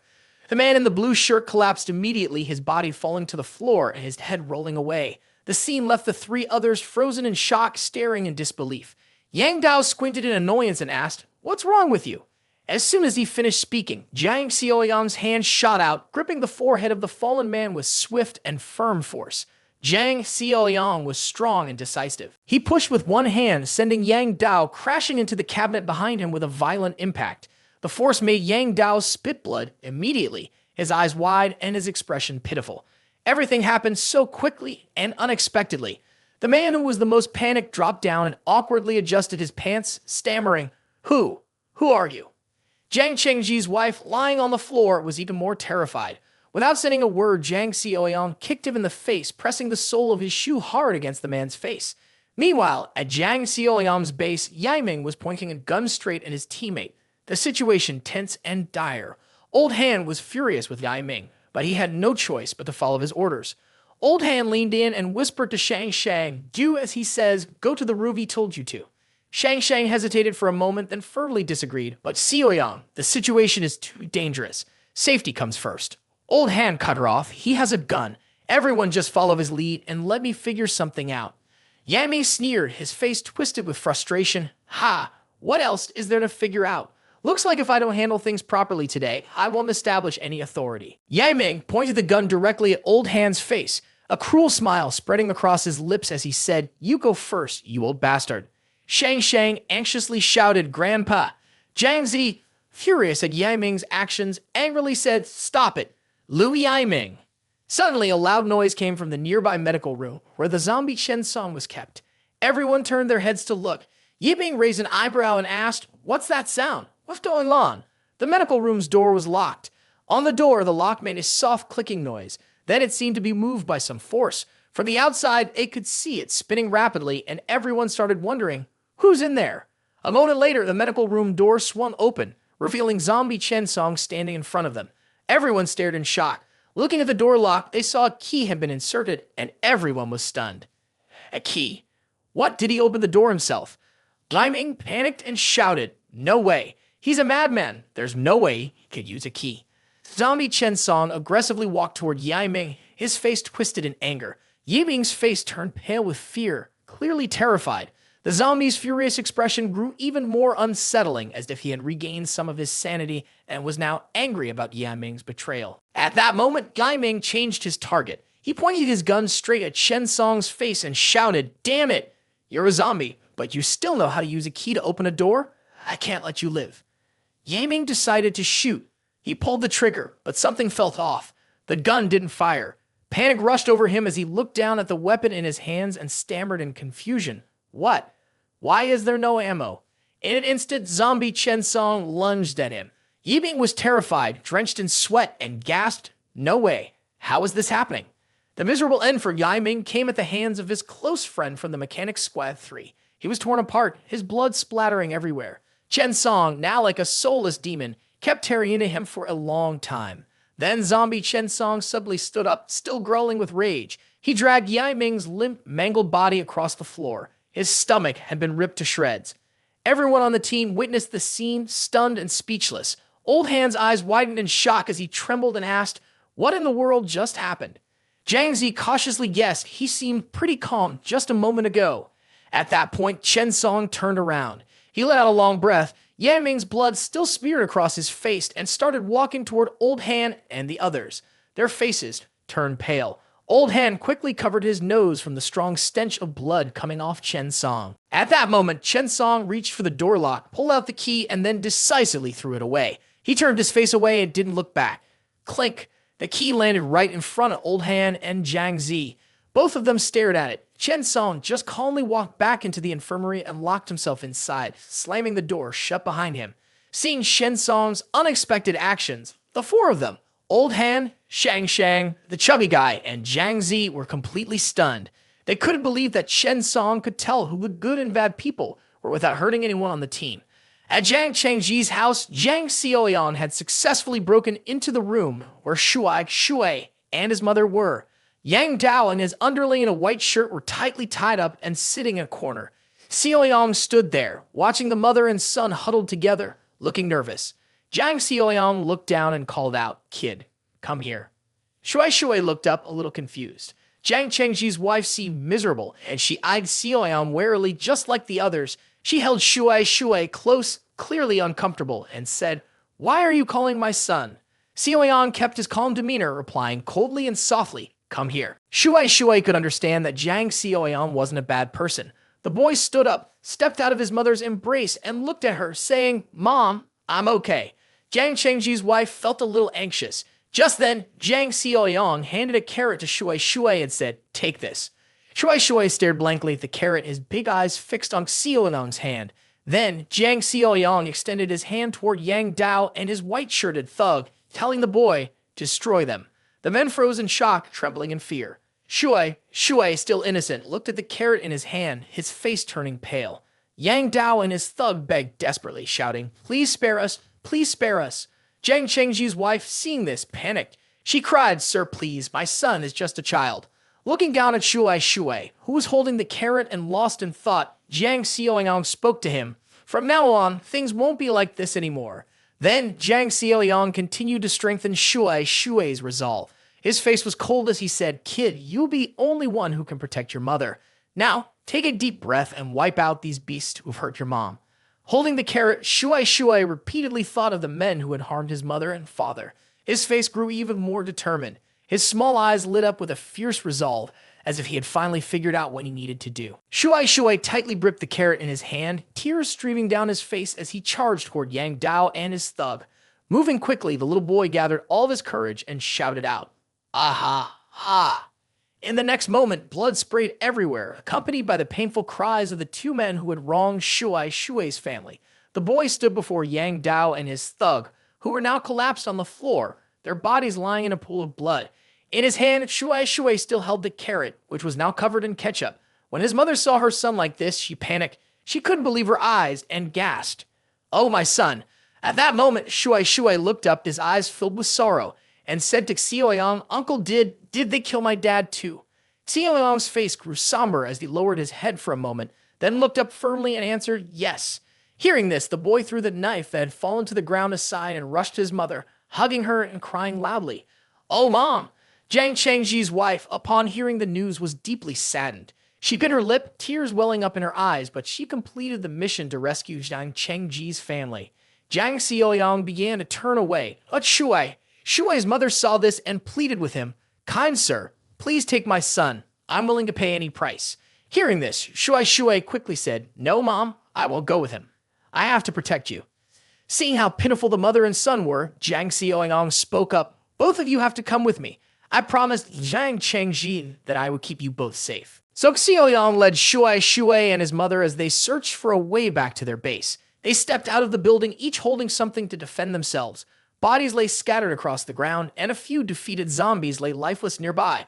Shui looked at Xiao Yong in surprise and said, "What? He's strong enough to kill that many zombies?" Then he turned to look at him with wide, sparkling eyes full of admiration, like he was staring at a hero. Jiang Xiao Yong responded coldly, He was about to say something, but instead waved his hand at the mother and son, suddenly signaling them to stop. Wait.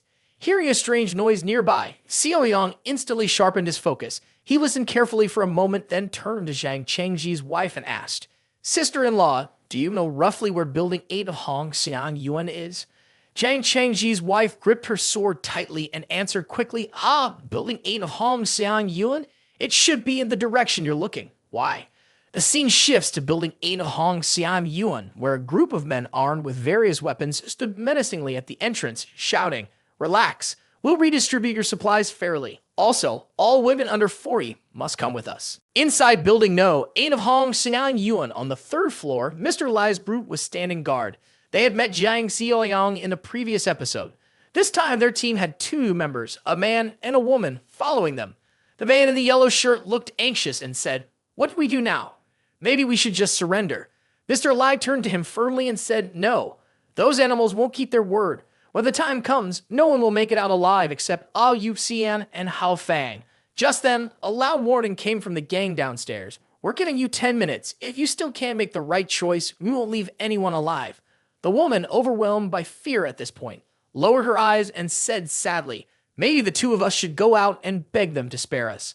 Hearing this, the young woman in the black suit cried out helplessly, "I don't want to. I don't want to be used as their plaything." Sensing his team was starting to panic, Mr. Lai raised a finger to his lips and signaled for silence. Then he said calmly, "Shh. Don't worry. We're not backing down. Hold the stairway. They can't touch us if we stand our ground."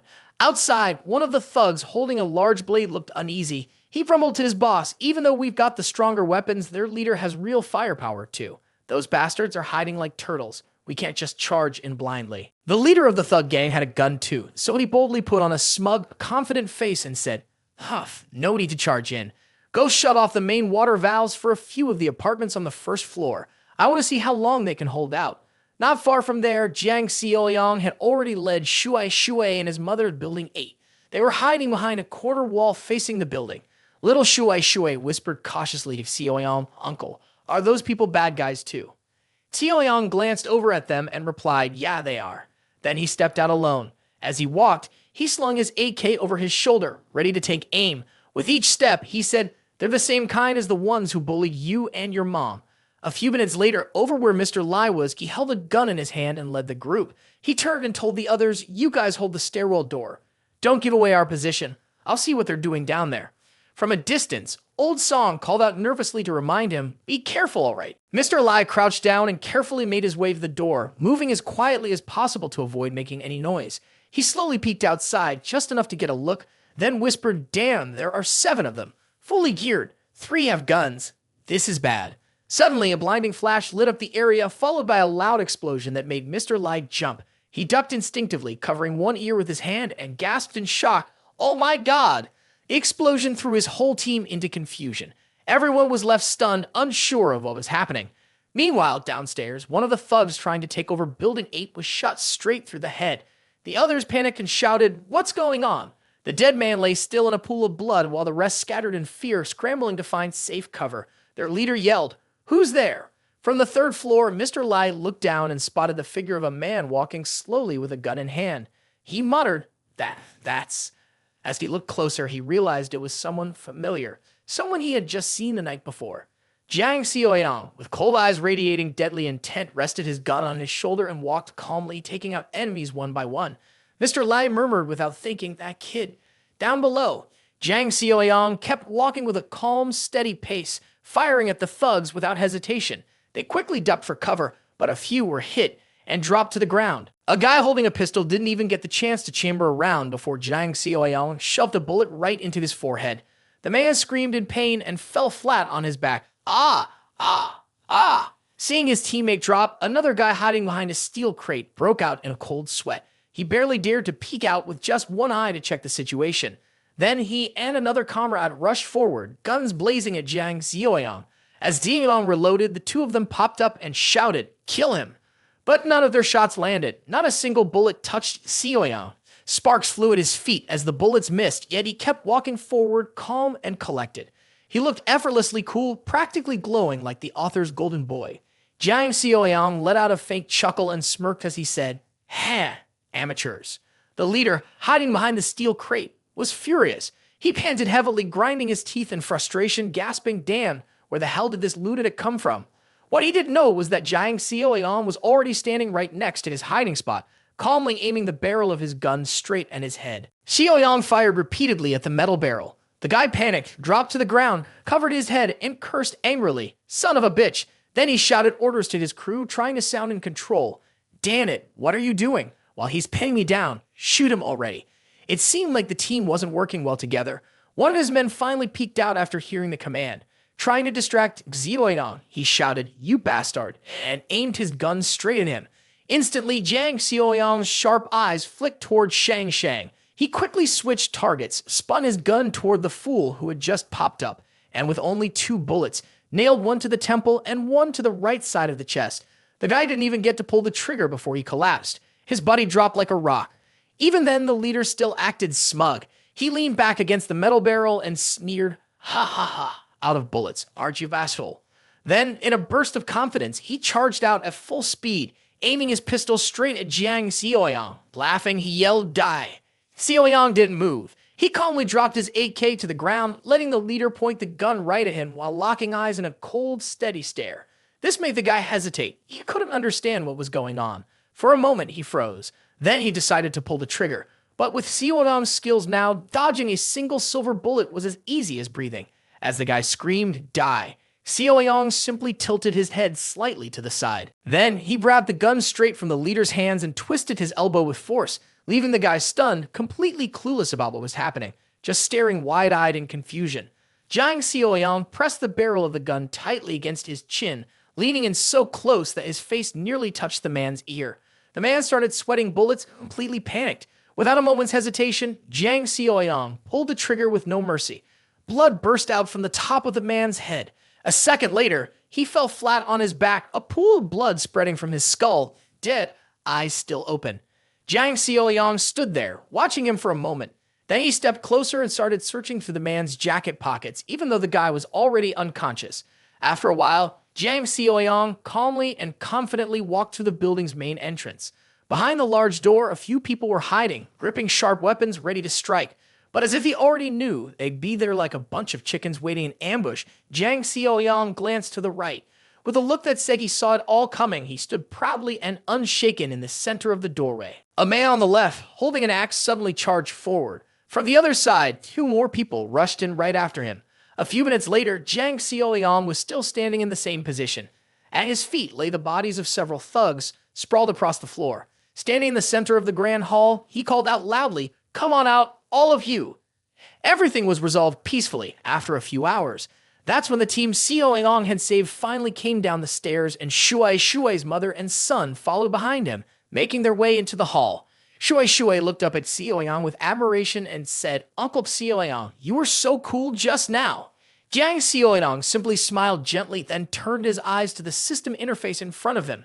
A new system mission had appeared. He was tasked with recruiting and changing the people from Rong Sinang Yuan. Fewer than 5 had survived. Reward points, 25. Only then did Jiang Xiao Yong glance down at the bodies and ask Mr. Lai, the guard, who were these people. Mr. Lai looked down, still filled with anger, and replied, "Scum from the mansion area up on Bitch Tui Mountain." Hearing that, Xiao Yong narrowed his eyes and asked again, "Bitch Tui Mountain?" Mr. Lai continued, "It's on the southern side of the city." Right after that, the older man turned around and called out to two young men in yellow shirts. "Liu Chao, Chen Ji," Mr. Lai called. Liu Chao and Chen Ji heard their names and quickly ran over. Liu Chao answered loudly, "I'm here, Brother Lai. You called me?" Mr. Lai gave him a command. "You two came from the southern city. Tell Xiao Yong what happened on Bitch Tui Mountain." It seemed like among the group gathered in the wrong Xiang Yuan building, Mr. Lai had the most authority. Right away, Liu Chao and Chen Ji began explaining the situation to Jiang Xiao Yong. That group they were talking about was a dark force. They had power, and they had weapons. They had taken over the Bitch Tui Mountain Villa area. Most of the people who survived in the southern city had already been recruited by them. Xiao Yong closed his eyes for a while, trying to organize his thoughts. Isn't the place where Lai Shuxiang and Kui Jing are staying in the southern city? Could it be that they? Then Xiao Yong turned to Shang Sheng to confirm. "So you're saying the group on Bitch Tui Mountain is the only large gathering left in the southern city?" Chen Ji's older brother answered enthusiastically. "It wasn't always like that, but since they have weapons, the smaller scattered groups couldn't defend themselves when they were attacked." When they were mentioned, both older brothers showed clear anger and hatred toward them. Chen Ji then explained everything. Those monsters, every time they attacked a populated area, they would first kill half the people there. Then they'd take the young, beautiful girls and anyone else willing to go with them. Hearing this, Jiang Xiao Yong immediately understood what was going on. He said seriously, "That makes sense now." Mr. Lai noticed the thoughtful look on Xiao Yong's face and couldn't help but ask, "What's wrong?" Xiao Yong didn't answer. Instead, he walked over to the three bodies and looked down at them. Mr. Lai noticed they were all holding guns and said, "Let's collect their weapons. There's probably more ammo on them we can use." Then Jiang Xiao Yong handed his own gun to Mr. Lai and said, "Here, take this rifle too. I'm leaving you 5 extra magazines." Mr. Lai took the gun with both hands, stammering, Is this for real?" Speechless, Jiang Xiao Yong finally turned his head toward Bitch Tui Mountain, his eyes full of hatred as he muttered, "The people from Bitch Tui Mountain definitely won't let this go. Even with these weapons, a dozen of them couldn't take us down." Mr. Lai still can't believe he's got a gun in times like these. He wiped the sweat from his brow and looked at it nervously. Xiao Yong promised, "Everyone just try to hold on here for 2 more days. I'll go back, get things in order, then come back and crush those people." At the mention of that group, Chen Ji panicked and cried out, "Them? The ones from Bitch Tui Mountain? No way. You're no match for them, brother. There are dozens of them, and by now there might be even more." Everyone seemed afraid of the people from Bitch Tui Mountain. Even Mr. Lai tried hard to talk Xiao Yong out of it. "Yeah, brother, it's not worth risking your life for us.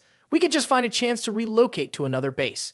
Mr. Lai glanced uneasily at the determined look on Jiang Xiao Yong's face and added, "Anyway, we're still a few kilometers apart. They can't search the whole city." No one really knew Xiao Yong well. He heard their words and took them to heart, but deep down, he already knew what he had to do. Xiao Yong stepped aside and said to them, "Don't overthink it. I have a personal score to settle with those guys." Seeing Mr. Lai's confused expression, he continued, "Also, in a few days, I'll come pick everyone up in a large vehicle." When Mr. Lai heard the Eastern City, he looked a bit surprised and asked, "The Eastern City?"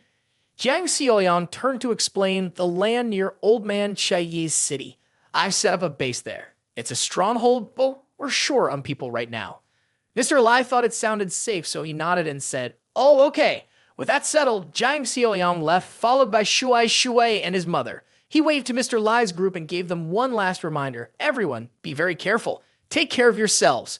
Then he turned back and called out, "Sister-in-law, Shui, let's go." Mr. Lai waved back and said, "You guys take care too." The scene shifts to the southern part of the city. Outside a metal fence, a zombie head is grotesquely wedged between the bars, lying there in a gruesome mess. Just beyond the fence, fully armed guards are posted, keeping watch in the dead of night. At a building known as Bitch Tui Mountain, 3 mangled zombie corpses, 2 men and 1 woman, hang from the front porch, displayed like trophies. Inside a large room, 4 people sat around a table. It looked like they were having a meeting. One of them was a fairly handsome man with red hair, holding a cigarette between his lips. He looked pretty bored as he asked the other 3. "Still haven't gotten the supplies from Hong Xiang Yuan yet. Not surprising." The man in the white shirt, Lai Shuxiang, who was sitting nearby, quickly pointed outside and forced a smile as he reported, "Brother Wen, we've already sent people out. They should be back soon." At that moment, the guy in the suit joined the conversation and added, "Brother Wen, there are a lot of high-end women living in Hong Xiang Yuan." He smiled in a sly, suggestive way and continued, "We can't just focus on the city supplies, right? Xiao liar." Lai Shuxiang got really annoyed at being mocked and called Xiao liar, but in times like these, he had no choice but to swallow his pride. So he smiled again and responded, "Ah, Brother Kai, aren't we on the same page? I already told my people, if they find anyone alive, bring them all back here." The red-haired leader played with his cigarette for a moment, then exhaled and started scolding Lai Shuxiang in a superior tone. "Didn't I tell you, Xiao liar? Not once have you completed a task I gave you." Lai Shuxiang quickly turned around, trying to look enthusiastic, but his face clearly showed fear. He said, "Brother Wen, don't worry. No matter what, I'll take care of this properly." The man in the brown suit saw how nervous and scared Lai Shuxiang was, and he grinned smugly, clearly enjoying the moment and looking down on him. The meeting ended, leaving Lai Shuxiang under heavy pressure. As the man walked out, he wiped the sweat from his forehead and let out a loud sigh. As Lai Shuxiang walked toward one of his underlings, the guy saw him and asked, "Brother Lai, are you okay?" Lai Shuxiang didn't answer. Frustrated and angry, he snapped at the guy, "Have those 7 come back yet?" The underling, nervous and hesitant, replied, "Brother Lai, I sent someone to check an hour ago. There's bad news." It turned out the robbery gang at Rong Xiang Yuan was working for Lai Shuxiang. After hearing what happened from his man, he lost it. The chubby Lai Shuxiang started yelling, "What? They all got shot dead. Are the people at Rong Xiang Yuan just regular civilians? How could they not catch them, even with 3 guns?" Right now, Lai Shuxiang was furious. Determined to win at all costs due to orders from his superiors, he shouted, "Go gather everyone who knows how to use a gun. This time, we can't afford any mistakes." Cut to Jiang Xiao Yong's base. His car pulled up at the entrance in the middle of the night. Xiao Yong honked the horn to signal that he was back. Shang, hearing the sound, turned around excitedly and shouted, "Ah, that's the car. Xiao Yong is back." Mr. Han and Jiang Zi also quickly looked outside. A system message popped up. Mission to escort Jang Cheng Xi's wife and child is complete. The system awarded 25 points, bringing the current total to 36 points. At that moment, everyone who had been shaken by the earlier chaos at the base came rushing out to greet Xiao Yong like kids welcoming their mom home from the market. Jiang Xiao Yong stepped out of the car first. Shang's face lit up with joy as she said warmly, "Xiao Yong, you're finally back." Mr. Han felt a wave of relief when he saw him. He noticed that everyone had come out to welcome him. Everyone except Liu Yaming. Xiao Yong smiled knowingly as if he understood exactly what was going on and said, "Ha ha, just as I thought. It's Liu Yaming." The 4 others were stunned, caught completely off guard. Shang, half believing and half doubting, asked Xiao Yong again, "Did you know about this already?" At that moment, Xiao Yong didn't immediately answer her question. Instead, he pointed towards his wife, Jang Cheng Xi, and Shui, asking Jiang Zi, "Please take them to the room, and we'll talk in the medical office afterward." Jiang Zi nodded quickly and followed Xiao Yong's instructions. Okay, a little while later, all 4 of them, along with Xiao Yong, were gathered in front of the medical office. Mr. Han looked extremely surprised to learn just how capable Xiao Yong was. He sighed and said, "So, Xiao Yong, you knew from the start that Liu Yaming had bad intentions." Jiang Xiao Yong at that point picked up the gun from the floor and calmly explained, "Actually, I wasn't completely sure it was him, but I was certain of one thing, he was among Jiang Zi's friends." Hearing this, Xiao Kai, the chubby guy, and Jiang Zai both showed signs of deep disappointment and loss over their close friend's betrayal. In his memories, Jiang Xiao Yong recalled how, in a past life, Jiang Zai had sadly shared the story of the friend who had betrayed him. With a mix of anger and seriousness, Jiang Xiao Yong emphasized 3 words: the betrayer. At that moment, Jiang Zi finally got close to the gun Liu Yaming had been using. As he examined it, his face suddenly showed surprise as if he had just noticed something strange. He pulled out the magazine and took a close look at one of the bullets. With a puzzled yet impressed tone, he muttered, "Rubber bullets?" Just then, Mr. Han glanced over at the medical room behind them, where Shang was. He seemed to piece something together and cautiously asked, "So what's the name of the kid in the medical room again?" "Oh right, Chen Song." That triggered Jiang Xiao Yong's memory of when Chen Song had just turned into a zombie. He told everyone, "He's not an ordinary zombie. He's a rare variant. Chen Song can actually understand what we're saying." Inside the room, next to the bed where Chen Song was lying, Jiang Xiao Yong leaned in close to his face and spoke slowly and clearly. "If you understand me, blink 3 times evenly." At first, Chen Song was completely still like a rock, But after hearing Jiang Xiao Yong's words, he reacted. Just as instructed, he blinked 3 times at a steady pace. At the same time, he let out a low, continuous growl. Grr, grr, grr. Jiang Xiao Yong praised him. Good job. Then he asked a simple question to test Chen Song's cognitive reflexes. What's 2 times 2? Tell me by blinking that number of times. At that moment, Chen Song blinked exactly 4 times. Jiang Xiao Yong kept praising him, saying, Great job, that was honestly amazing. Back in the present, Jiang Xiao Yong continued talking about what he knew from his past life about how zombies evolved. After the apocalypse, people infected by forces from another world had a very small chance of becoming rare variants. These zombies usually had higher intelligence or potential compared to regular ones. Some of them even retained parts of their memories from when they were alive. Without aid of caution, Jiang Xiao Yong opened the door to the infirmary. By then, Chen Song had already stood up. He looked very calm, though his face was a little pale and slightly unsettling. Xiao Yong said, luckily, Chen Song is one of those rare variants. Chen Song stepped on the blood-covered head of the traitor Lu Yiming, twisting his face into a grotesque mess. Seeing this, Jiang Zi and the other 2 looked a little scared, but Jiang Xiao Yong seemed very pleased. Suddenly, Chen Song turned his pale face toward everyone.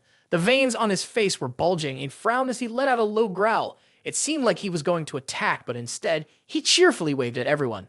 The moment was oddly cute, but given the situation, it left the other 4 people frozen in place for 5 whole seconds. At that moment, Jiang Xiao Yong finally spoke, giving a clear order to zombie Chen Song. He said seriously, all right, no need to hold back, take care of it. Right away, Chen Song understood human speech. He grabbed Lu Yiming's body by the collar and dragged him out, leaving the rest of the group stunned. Jiang Zi couldn't believe there'd come a day when Chen Song would regain his awareness. He was the first to step forward and asked, Song? Brother Song, do you really remember?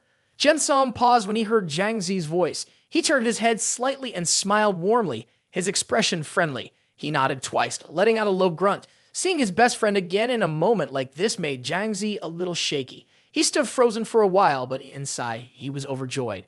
Meanwhile, the chubby kid Xiao Kai stood there dumbfounded, completely thrown off by what just happened. Suddenly, Chen Song lunged forward and tossed a cuckoo bird at Jiang Zi. Luckily, Jiang Zi's reflexes kicked in just in time. He dodged it and narrowly escaped a direct hit. He jumped back, yelling, Oh my god! The whole thing gave him a massive scare. Chen Song was still the same as ever, clearly enjoying playing pranks on his best friend. Jiang Zi's face darkened in frustration. He took a deep breath and said, What the hell was that? Looks like you do remember stuff after all. You've turned into a zombie, and you're still messing around. Once everything had settled down that night, everyone went back to their own rooms. Jiang Xiao Yong returned to his room and lay down with his hands behind his head, relaxing on his bed. He opened the system panel in front of him. An achievement had been unlocked. Whoa, I actually triggered a hidden achievement? That's a surprise. Let's see if there's anything new in the store. A mutated teammate had completed a task, earning him 10 points. His total now was 46 points. Just then, a new system menu popped up. Level 1 supply box, costs 5 points. Threat level weapon supply box, level 1, costs 5 points. Dark tech supply box, level 2, costs 50 points. Manual refresh, costs 4 points. Oh man, a level 2 box. Reading that instantly lifted Jiang Xiao Yong's mood. He sat up excitedly and said with a smile, Wow, this is the first time I've ever seen one. Then he leaned back again, stroked his chin, and calmed himself down to think things through. It's just too expensive. Meet 50 points is a lot. I'll open the other 2 boxes first, so they don't take up space. There were 2 boxes, each corresponding to a different system notification, one labeled Life Protection and the other Threatening Weapon. Life Protection Supply Box Level 1 successfully redeemed. 41 points have been deducted from your current total. Threatening Weapon Supply Box Level 1 successfully redeemed. 5 points deducted, 36 points remaining. Sitting on the bed, Jiang Xiao Yong confidently pointed at the screen and clicked to open both boxes. A bright beam of light burst out, illuminating the entire room. At that moment, the system continued with the results Jiang Xiao Yong had received. Life Protection Supply Box Level 1 opened. Reward, Anti-Infection Agent from Another Realm. This item has a chance to block interdimensional infection sources, but it cannot reverse any completed transformations. Threatening Weapon Supply Box Level 1 opened. Reward, Special Sniper Rifle Barrett M82 with 12.7mm beam 50 rounds. 10 bullets included.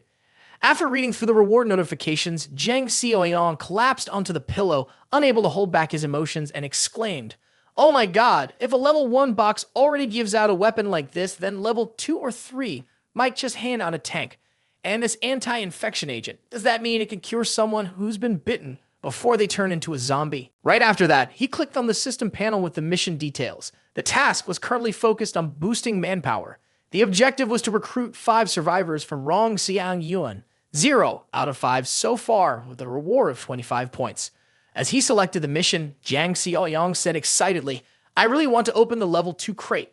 I've got to finish this mission as soon as possible tomorrow." That night, while everyone at the base was fast asleep, only Chen Song was still awake, busy dealing with Lu Yiming's body, which he dragged outside the base.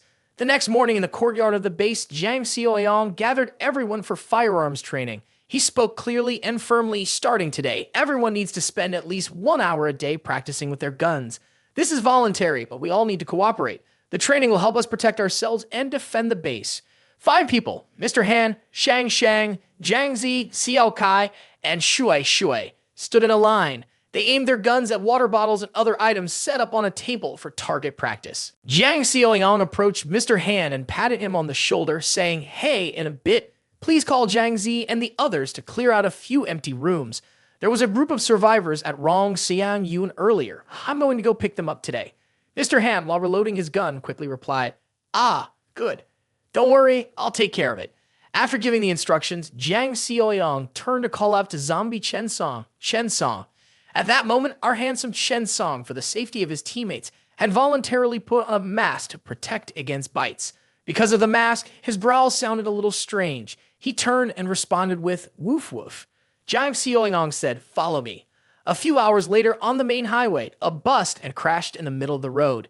It seemed like it had been there for a while. Surrounding the bus were numerous bodies lying on the ground, with newly mutated zombies still wandering around nearby. Jiang Xiaoyong and Chen Song were at the front door of the bus. One zombie, with a knife embedded in its forehead, fell to the ground. It was clear that Xiaoyong had done this. In the driver's seat, the driver had also mutated into a zombie. He was trapped by his seatbelt, screaming with hunger, reaching out toward Jiang Xiaoyong. A moment later, the zombie's results were swiftly dealt with by Chen Song, who quickly tossed it out of the driver's seat with both hands. After clearing all the zombies from the bus, Jiang Xiaoyong handed Chen Song a key and said, "Here." Chen Song was like a robot. Whatever Jiang Xiaoyong said, he did.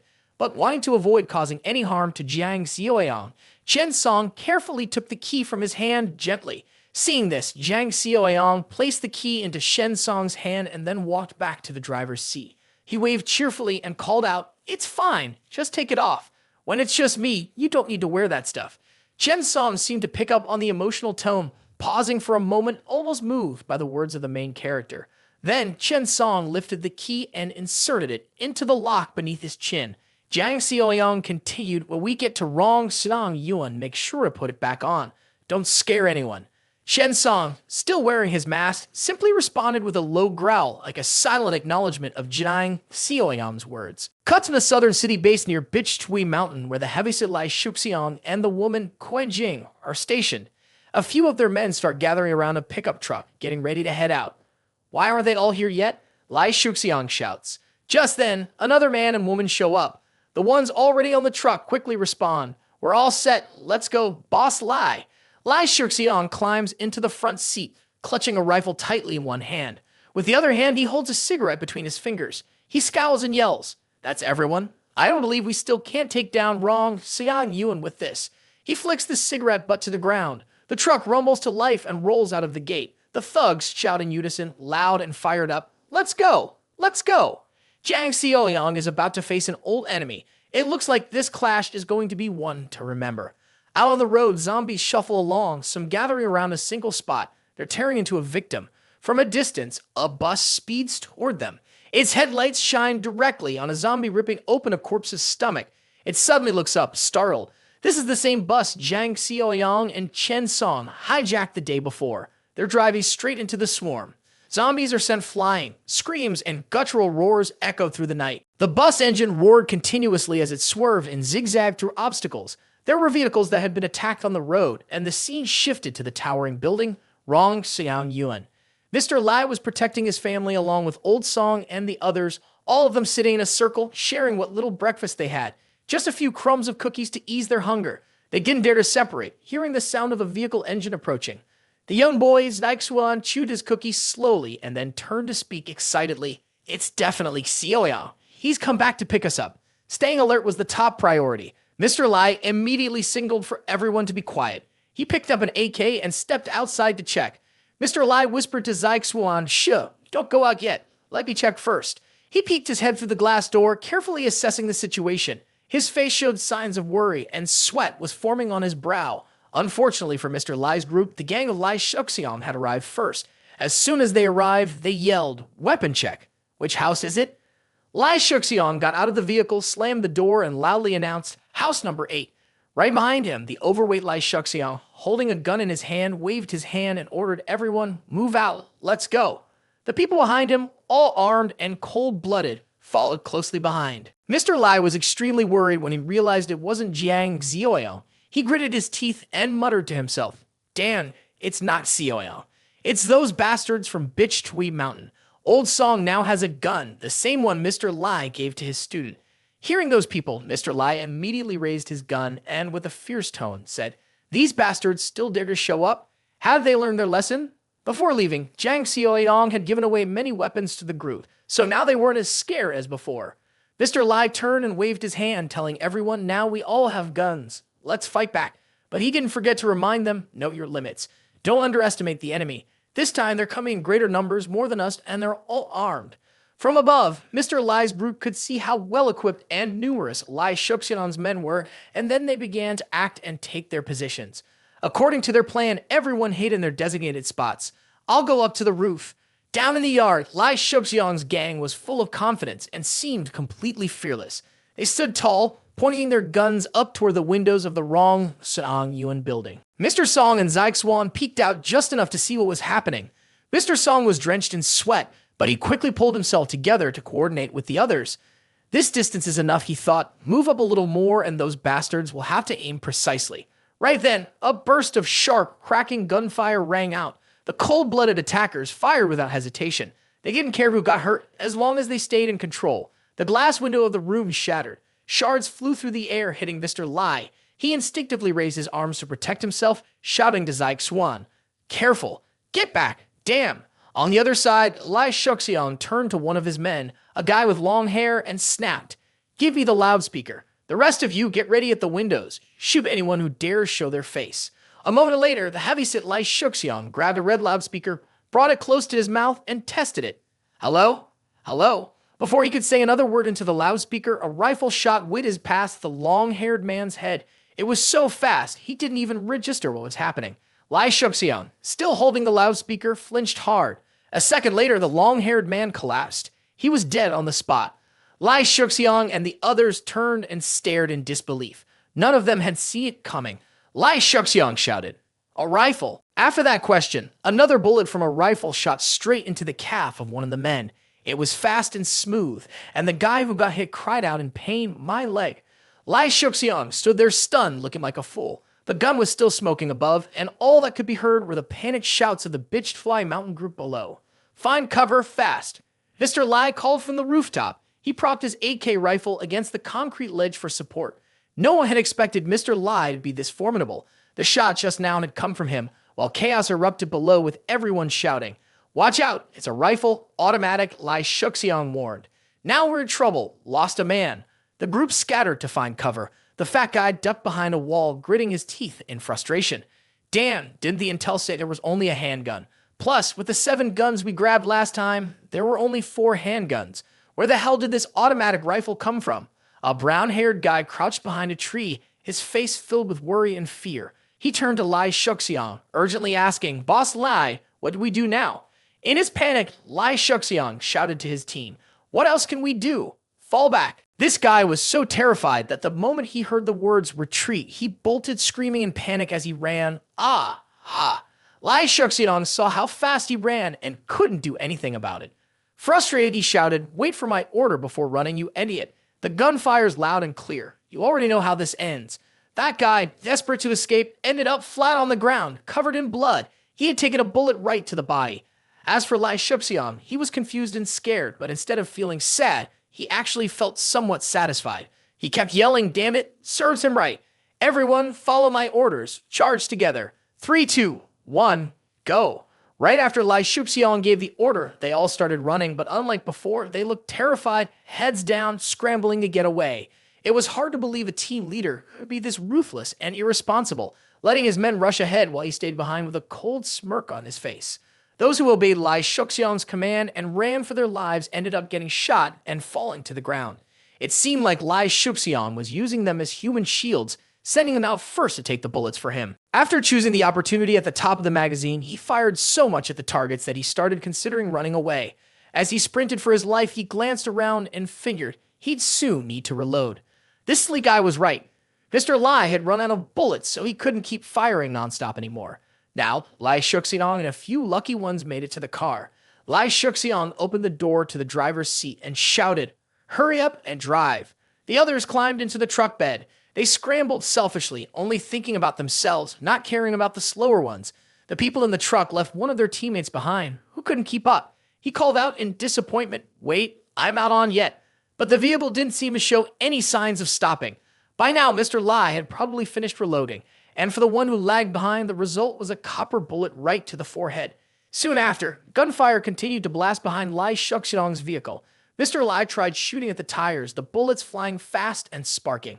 The people in the truck bed closed their eyes and whispered prayers. Meanwhile, Jiang Xiao Yong's bus was speeding down the main road. His driving skills were top-notch. Sitting in the driver's seat, it seemed like he spotted a familiar vehicle on the road. He glanced over and lowered the window at the sound. Jiang Xiao Yong was driving the bus slowly toward an intersection when, at the same time, a pickup truck sped by, clearly trying to escape from Lai Shuxiang. Jiang Xiao Yong wondered, "Who's that?" But he didn't dwell on it for long. His main goal was to get to Rong Xiang Yuan. He thought to himself, "First things first, I need to finish the task. The score is more important." The bus Jiang Xiao Yong was driving eventually reached the Rong Xiang Yuan area. As he slowed down the vehicle, he heard gunshots in the distance. When he got out of the bus, both he and Chen Song immediately saw a body lying in the street, covered in wounds. Jiang Xiao Yong took a quick look and guessed, "Oh, it looks like the gun we left behind did its job. The truck we saw earlier must have been the thieves running away." Seeing the body of the zombie, Chen Song couldn't help but start drooling, making a series of grunting noises. Grr. Jiang Xiao Yong found this amusing, so he turned to him and laughed, asking, "What's going on? You want to eat?" The zombie Chen Song growled back, almost as if agreeing that he was hungry.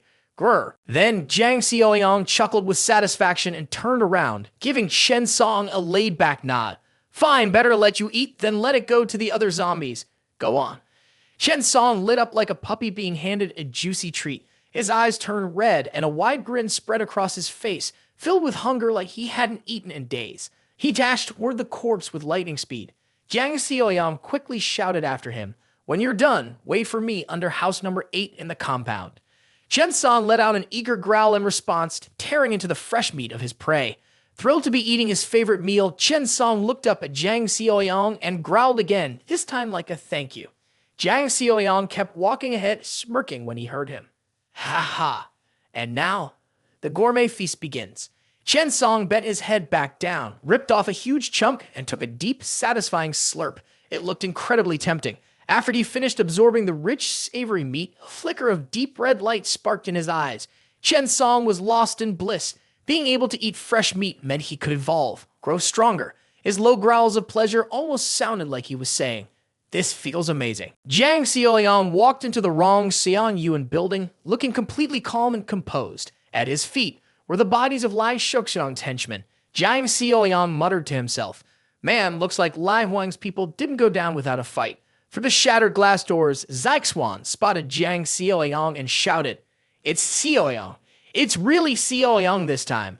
Right away, several people rushed out to the balcony, cheering and waving excitedly. "Xiao Yong! Xiao Yong!" Jiang Xiao Yong paused, realizing these were Mr. Li's people. A moment later, Mr. Lai came downstairs, leading the group to meet him. Xiao Yong was the first to speak. "You drove off all those guys by yourself." Proudly, Mr. Lai waved his hand and replied, "That's right." Then, not wanting to take all the credit, he turned and pointed behind him, adding, "But we have to thank you, Brother Xiao Yong. It was your rifle. Before I left the military, I was great with a rifle." Just as he finished speaking, a sudden loud noise erupted, wild and chaotic. Everyone jumped and looked around in shock. Xiao Yong frowned, puzzled, and turned around.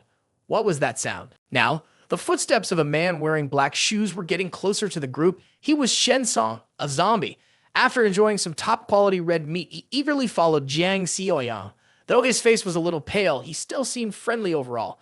As soon as Mr. Lai saw Shen Song, he immediately raised his gun and shouted, "Careful! A zombie!" Jiang Xiao Yong quickly blocked the barrel of Mr. Lai's gun with his own and casually looked at Shen Song. "Hey, don't panic, he's a friend." Mr. Lai stared at the zombie in front of him, his face drained of color and sweat pouring down his face. He looked doubtful. A friend. Knowing that Shen Song had come in because of the smell of fresh meat, Jiang Xiao Yong pointed in the direction. "There's more over there. Go ahead and help yourself." Shen Song tilted his head and let out a strange noise, as if replying, then walked off in the direction Jiang Xiao Yong had pointed to. Mr. Lai, amazed by Jiang Xiao Yong's ability to tame zombies so easily, was stunned. He immediately asked, "What's going on here?" "Xiao Yong, you can talk to zombies." Now Jiang Xiao Yong wanted to quickly get everyone moving. He turned to Mr. Lai and said, "This isn't an ordinary zombie. It's hard to explain right away. Let's get in the car and I'll explain everything on the way." Then Jiang Xiao Yong called out to Shen Song, "Hurry up and finish eating. Once you're done, come back to the car and find us." Shen Song, who was sitting and tearing off pieces of meat, gave a thumbs up to signal OK. A little while later, after satisfying his hunger, Shen Song was very careful. He instinctively put on a bite-proof mask, double-checked it, and then headed towards the bus. The people on the bus, except for Jiang Xiao Yong, were a bit scared when they saw Shen Song getting on. Zyke Swan, who was leaning on the bus railing, looked on in surprise and exclaimed, "Oh my gosh, he even knows to wear a mask after eating. That's so creepy." Jiang Xiao Yong teased the boy, "Creepy, huh? Be careful, it might hear you and bite you." Immediately, Zyke Swan changed his tone, looking scared and saying, actually, that's kind of impressive." Jiang Xiao Yong smirked. "You can let it hear you say that." All attention was on the zombie character, Shen Song. He stepped onto the bus and accidentally kicked the door hard. It seemed like he hit it with a bit too much force, making the whole bus sway. The passengers on board were even more frightened than before. Mr. Lai suddenly gasped and shouted, "Oh my god, did the bus just tilt a little?" Shen Song instinctively handed the key to close his mouth to Jiang Xiao Yong. He tried to force out two words, "Close. Close." Jiang Xiao Yong, who could barely understand what was happening, was still shocked. He pointed and gasped, asking Shen Song, "Wait, you can talk now?" Maybe the red meat is helping Shen Song evolve and get smarter. He kept trying to get more words out, stumbling over a few like a young child. It was still a kind of miracle. Looking at the key in Shen Song's hand, Jiang Xiao Yong couldn't help but think he's already eaten 6 corpses. As a zombie, Shen Song has definitely started evolving more. I need to quickly go back, exchange points for strength, and focus on getting the strongest fighting power in the area. Without hesitating any longer, Jiang Xiao Yong gripped the steering wheel tightly and shouted, "Hold on tight, we're heading home." The bus sped off at full throttle, racing back toward his base. Deep down, Xiao Yong felt a surge of excitement. There was no way Shen Song was just an ordinary zombie. Meanwhile, at Bitch Tui Mountain, where the bad guys had set up camp, Lai Shuxian had returned in defeat, only to be immediately scolded by 2 of the group's leaders. One of them, the man Shuxian called Brother Kai, angrily pointed at him and lashed out right to his face. "Tan it, what did I say? He's useless." Shuxian couldn't say a word in his defense. He shut his eyes, silently taking the humiliation. Then, sweating nervously and clearly afraid, he tried to explain. Brother Wen, you can't blame me for this. They had automatic rifles." Brother Wen glared at him with obvious distrust, folding his arms and snapping back. "Don't be ridiculous. A small-time security team? Where would they get automatic rifles? You think I'm stupid or something?" Desperate, Shuxiang raised his voice, trying to make himself clear. "No, it's the truth. If you don't believe me, send someone to check it out for yourself." Looking at Brother Wen's calm but commanding presence, Shuxiang felt utterly pathetic. He understood exactly what his superior expected of him. Big Brother Kai roughly kicked Lai Shuxiang, sending his chubby body crashing to the ground. He yelled, "Get lost!" That hurt. Lai Shuxiang cried out, "Ah!" His heart burned with anger, but he didn't dare say a word. Knowing his own strength was no match, he quietly stood up, wiped the blood from his mouth, and shot the 2 men a sideways glare. After Lai Shuxian trudged away, Big Brother Kai clenched his teeth in frustration and snapped, "I've been sick of that useless guy for a long time. He's not even worth." But he didn't finish the sentence. Instead, he made a slicing motion across his throat with his finger, clearly hinting he wanted to get rid of Lai Shuxian. One of the more respected guys in the group chuckled and said, "You still got your eye on the girl next to him, huh?" Kai's squinty eyes lit up with excitement. He was obviously pleased, but tried to play it cool. "Oh, Sue, what are you trying to say?" Standing between Wen and Sue, Kai finally let loose. He spread his arms wide and declared, "Share, of course we share." Even though Wen looks so charming, the moment someone mentions women, his face turns creepy. He frowned and warned, "Don't rush, Kai. Wait for me to find the right moment." They thought Lai Shuxian had already left. Inside, the three men were chatting excitedly, plotting how to take him down. But Lai Shuxian wasn't that easy to fool. He was hiding right outside the door and overheard everything. He was so furious, he could have coughed up blood, but all he could do was clench his fist in frustration. His jaw tightened, veins popped on his face, and he threw a sharp glance inside. A little later, still at the Bitch Tui mountain base in Lai Shuxian's room, he was fuming. He smashed things in a rage, trying to let out all his anger. He cursed under his breath, "Dan!" Kuai Jing, his woman, saw the mess and rushed over. "What's wrong, honey?" she asked, concerned. She leaned closer, trying to soothe his temper with a soft voice. "Calm down." Still furious, Lai Shuxiang shouted, ordering her, "Hurry up and pack our things. We were fine. Why do we have to move all of a sudden?" Kuai Jing was shocked and immediately asked, "Leave? Go where?" Lai Shuxiang tightly gripped Kuai Jing's hand. Gritting his teeth in anger, he said, "It looks like we can't stay here much longer. We need to get ready. In times like these, having a woman around can be dangerous for any man with a girlfriend." Lai Shuxiang called for one of his men. Right away, a guy in a white shirt ran in and said, "Brother Lai, what do you need?" Without delay, Lai Shuxiang urgently ordered him to gather the rest of the crew. "Something fell off early this morning," he said. "Bring the others." Kuai Jing looked puzzled. When Lai Shuxiang turned away, her expression showed how little she cared for him. She was only staying with him to have a place to hide. Deep down, she had known this guy couldn't be trusted ever since he told her to seduce Jiang Xiao Yong and failed.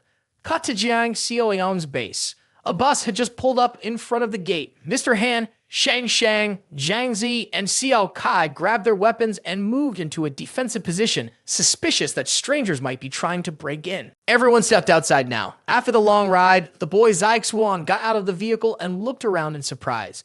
Wow, it really does feel like a fortress after the apocalypse. Jiang Xiao Yong hadn't gotten out yet. He immediately pulled up the system's personnel reinforcement mission, which was now marked as completed. Mission requirement: recruit survivors at Rong Sidong Yuan. 8 out of 5 completed exceeded target. Reward: 25 points. Bonus for exceeding target: 5 points. Current total: 66 points. After reading it, he said to himself, so going above the target gets you extra points, confirming current score after mission. Jiang Xiaoyang then got out of the vehicle. When he saw Shen Song waiting by the door, he said, "Shen Song, come with me to the south side of the city tomorrow night." Through the bite-proof mask, Shen Song let out a muffled "huh." Mr. Lai asked the question for him. "You're heading south? What for?" Jiang Xiaoyang smiled softly, then turned to Mr. Lai with a cheerful look and said, "I have some unfinished business with the folks at the Bitch Tui Mountain Villa. There are a few old scores I need to settle." Tonight, after everything had been properly arranged and settled, Jiang Xiaoyang returned to his room. Alone in the room, he immediately opened the level 2 black tech supply box system interface. It cost him 59 points. He chose to manually refresh the box, which deducted another 4 points. Under the glow of the system screen, Jiang Xiaoyang firmly pressed the button to refresh manually. His hand hovered over the icon of a box marked with a mysterious item. "This is my first level 2 box," he said. After clicking to confirm, a system message popped up. The level 2 black tech supply box had been successfully exchanged, costing him 50 points. His remaining balance dropped to 16 points. Instantly, a beam of light swirled into a vortex around him, circling Jiang Xiaoyang like a mini-storm. He stood calmly in the mysterious glow of the energy surrounding him. Deep down, Xiaoyang was genuinely excited about what item might appear to support his skills. With a serious tone, he said, "Don't let me down." At that moment, the box opened.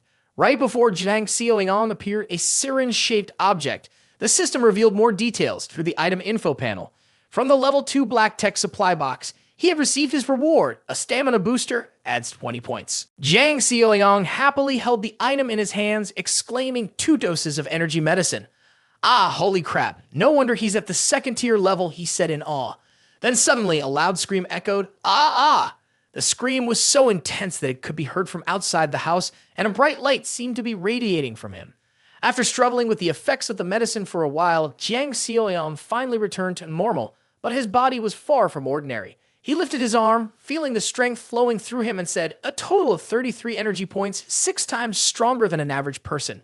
The sensation was incredible. Just then, a mosquito flew by him, buzzing close to his face. Whoosh! With just 2 fingers, Jiang Xiao Yong grabbed the tiny mosquito. He brought it closer to examine it more closely. The mosquito, still desperately trying to escape, flapped its wings furiously.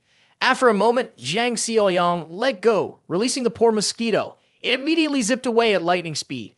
That little display made it clear. Jiang Xiao Yong had gotten a whole lot stronger. That afternoon at Xiao Yong's base, the sky turned a deep orange as the sun began to set. Jiang Xiao Yong arrived with the zombies Chen Song, heading toward the training area where everyone was practicing. Mr. Lai and Shang Shang were still in the middle of their intense workout. When Mr. Lai saw Jiang Xiao Yong, he called out, "Hey Xiao Yong, you planning to head south to the city?" Jiang Xiao Yong smiled, looked at Mr. Lai, but didn't answer right away. He watched Mr. Li's sharpshooting skills and then replied, "Yeah, that's the plan. Oh, by the way, Mr. Lai." Hearing this, Mr. Lai eagerly asked, "Got something to ask me?" Jiang Xiao Yong happily expressed his thoughts and asked Mr. Lai for a favor. Since his shooting skills were the best here, he wanted him to train everyone. Flattered by Jiang Xiao Yong's trust, Mr. Lai happily agreed. "This is my specialty. Don't worry, I've got it covered." With that settled, Jiang Xiao Yong headed toward the bus. He waved and said, "Chen Song, let's go." Then Jiang Xiao Yong drove the bus off, beginning his journey for revenge.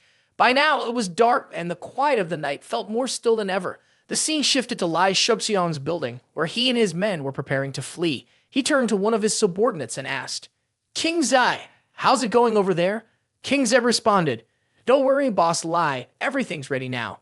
Hearing that, Lai Shuxiang gave the order for everyone to move out. Lai Shuxiang and his crew moved forward cautiously, staying alert and watching their surroundings.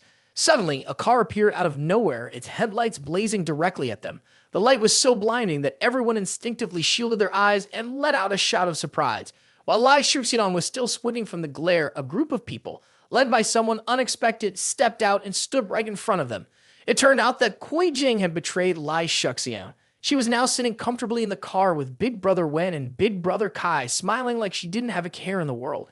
This shameless woman wasn't new to switching sides. She always chased after whoever had more power or benefits without a clue about what loyalty or sticking through tough times meant. Noticing something was off, one of Lai Shuxiang's men spoke up confused. "What's going on?" Lai Shuxiang was still trying to make sense of the situation. He had told his people to be ready, but now all these unexpected faces were showing up. Something clearly wasn't right. Before he could think it through any further, Donghu stepped forward with a gun in hand and smiling asked Lai Shuxiang, "So, where are you guys off to?" Lai Shuxiang squinted hard, trying to make out the face in front of him. As soon as he recognized the man, he gritted his teeth and spat out Dong. "Donghu?" Immediately, Lai Shuxiang quickly showed off his acting skills. Despite being extremely angry, he held it in and forced a cheerful laugh, saying, "Ha ha ha, it's Boss Dong. We were planning to stop by Rong, Xiang Yuan to try our luck when it got dark." Upon hearing this explanation, Donghu just curled his lips into a scornful smile and said, "Ha ha, so you were going to Rong, Xiang Yuan?" From behind, one of his men dragged a person over and threw the body in front of Lai Shuxiang, making him jump in surprise. At that moment, Lai Shuxiang understood what was going on. His subordinate, seeing their comrade unconscious, shouted, "Qing Zai." Before he could finish, Lai Shuxiang landed a punch that twisted the guy's jaw. Trying to save his own skin, he shouted at his subordinate, "Open your damn eyes and look carefully. This isn't King Zai." Then, scratching his head and grinning foolishly, he asked, "Boss Dong, who is this person?" I don't know him." Without giving Lai Shuxiang any more time to maneuver, Donghu raised his gun toward Lai Shuxiang's group and barked, "Bang, bang, bang." The sound of rapid gunfire rang out, mingling with the screams that were abruptly cut off. Lai Shuxiang didn't die, but he stood there, trembling and holding his head. He looked at him confused. The 3 gunshots earlier weren't meant for the enemy. They were aimed at his own men. Lai Shuxiang tried desperately to explain, I really don't know him, Boss Dong. Please, you have to believe me." As if everything was unfolding according to plan, Donghu pointed toward the car with a grin and said, "Ha ha, still playing dumb? Take a good look. See who's sitting in that car."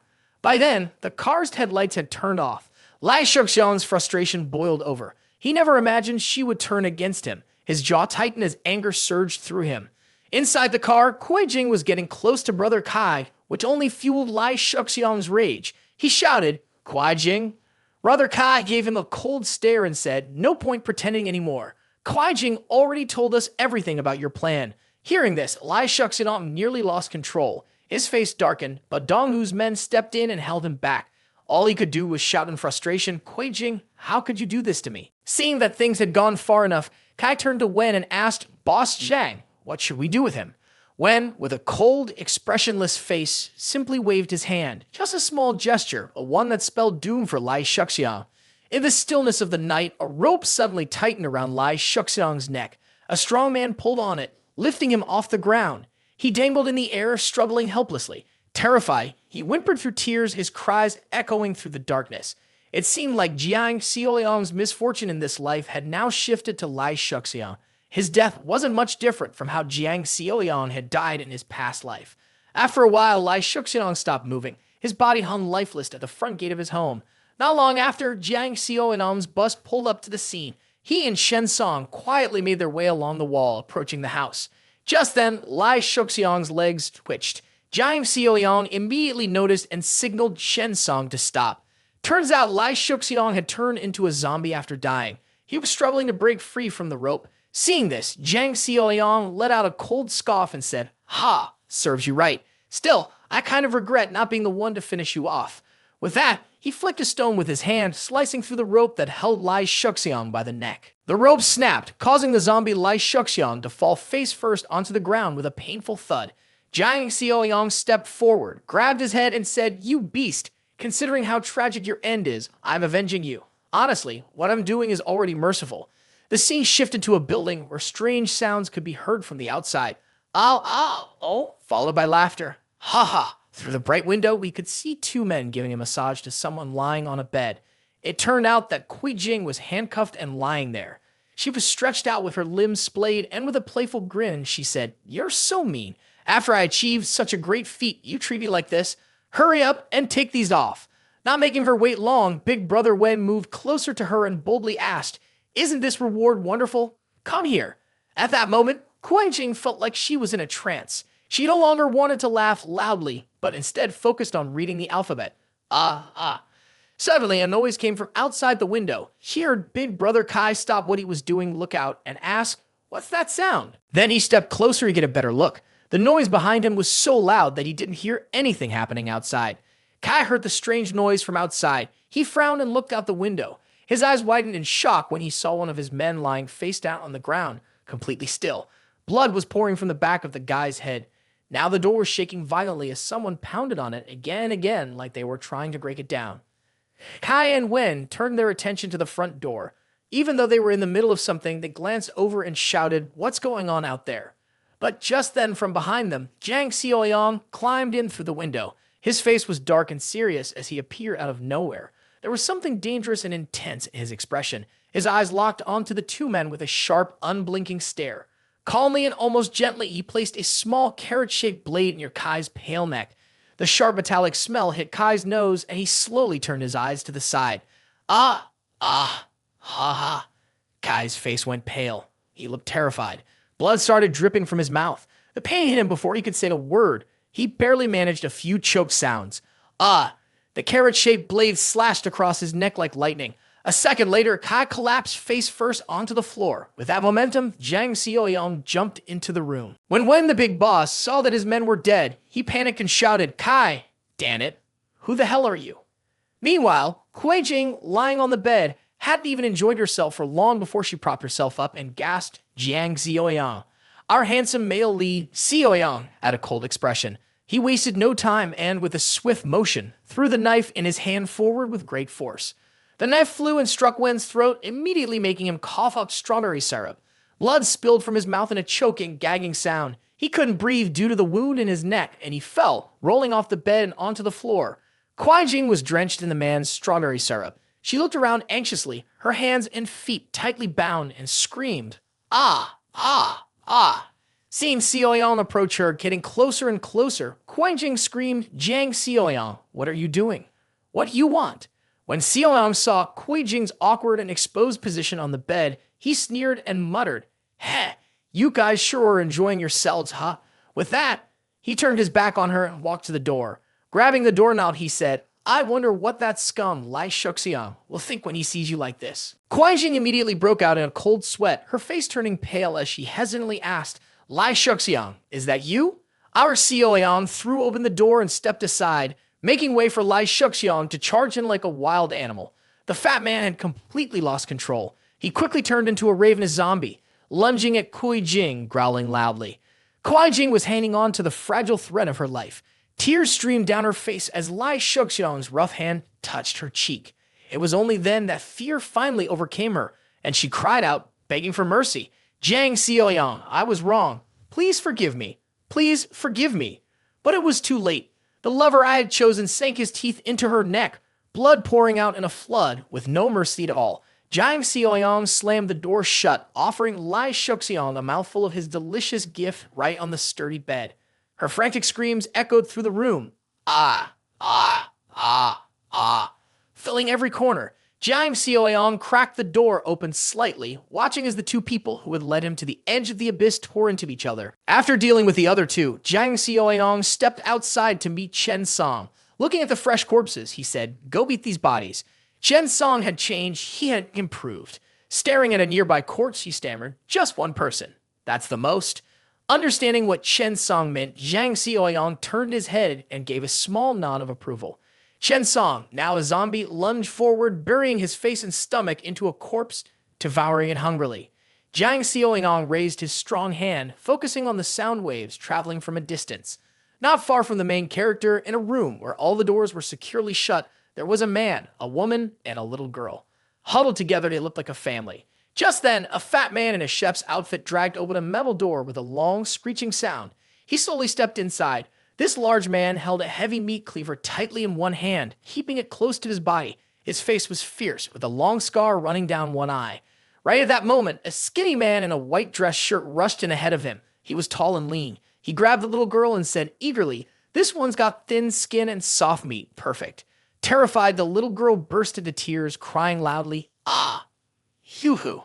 The fat chef frowned, looked the girl up and down, and said, no, too skinny. He raised his index finger and pointed in another direction.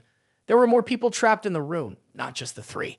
The chef pointed at a chubby boy clinging to his mother, eyes full of tears, and said, pick him. The mother bit her lip in agony, helpless to stop it. Speechless, he calmly reached out and grabbed the chubby little boy as if he were picking out a fish to butcher. This fat kid, he's coming with me, he said.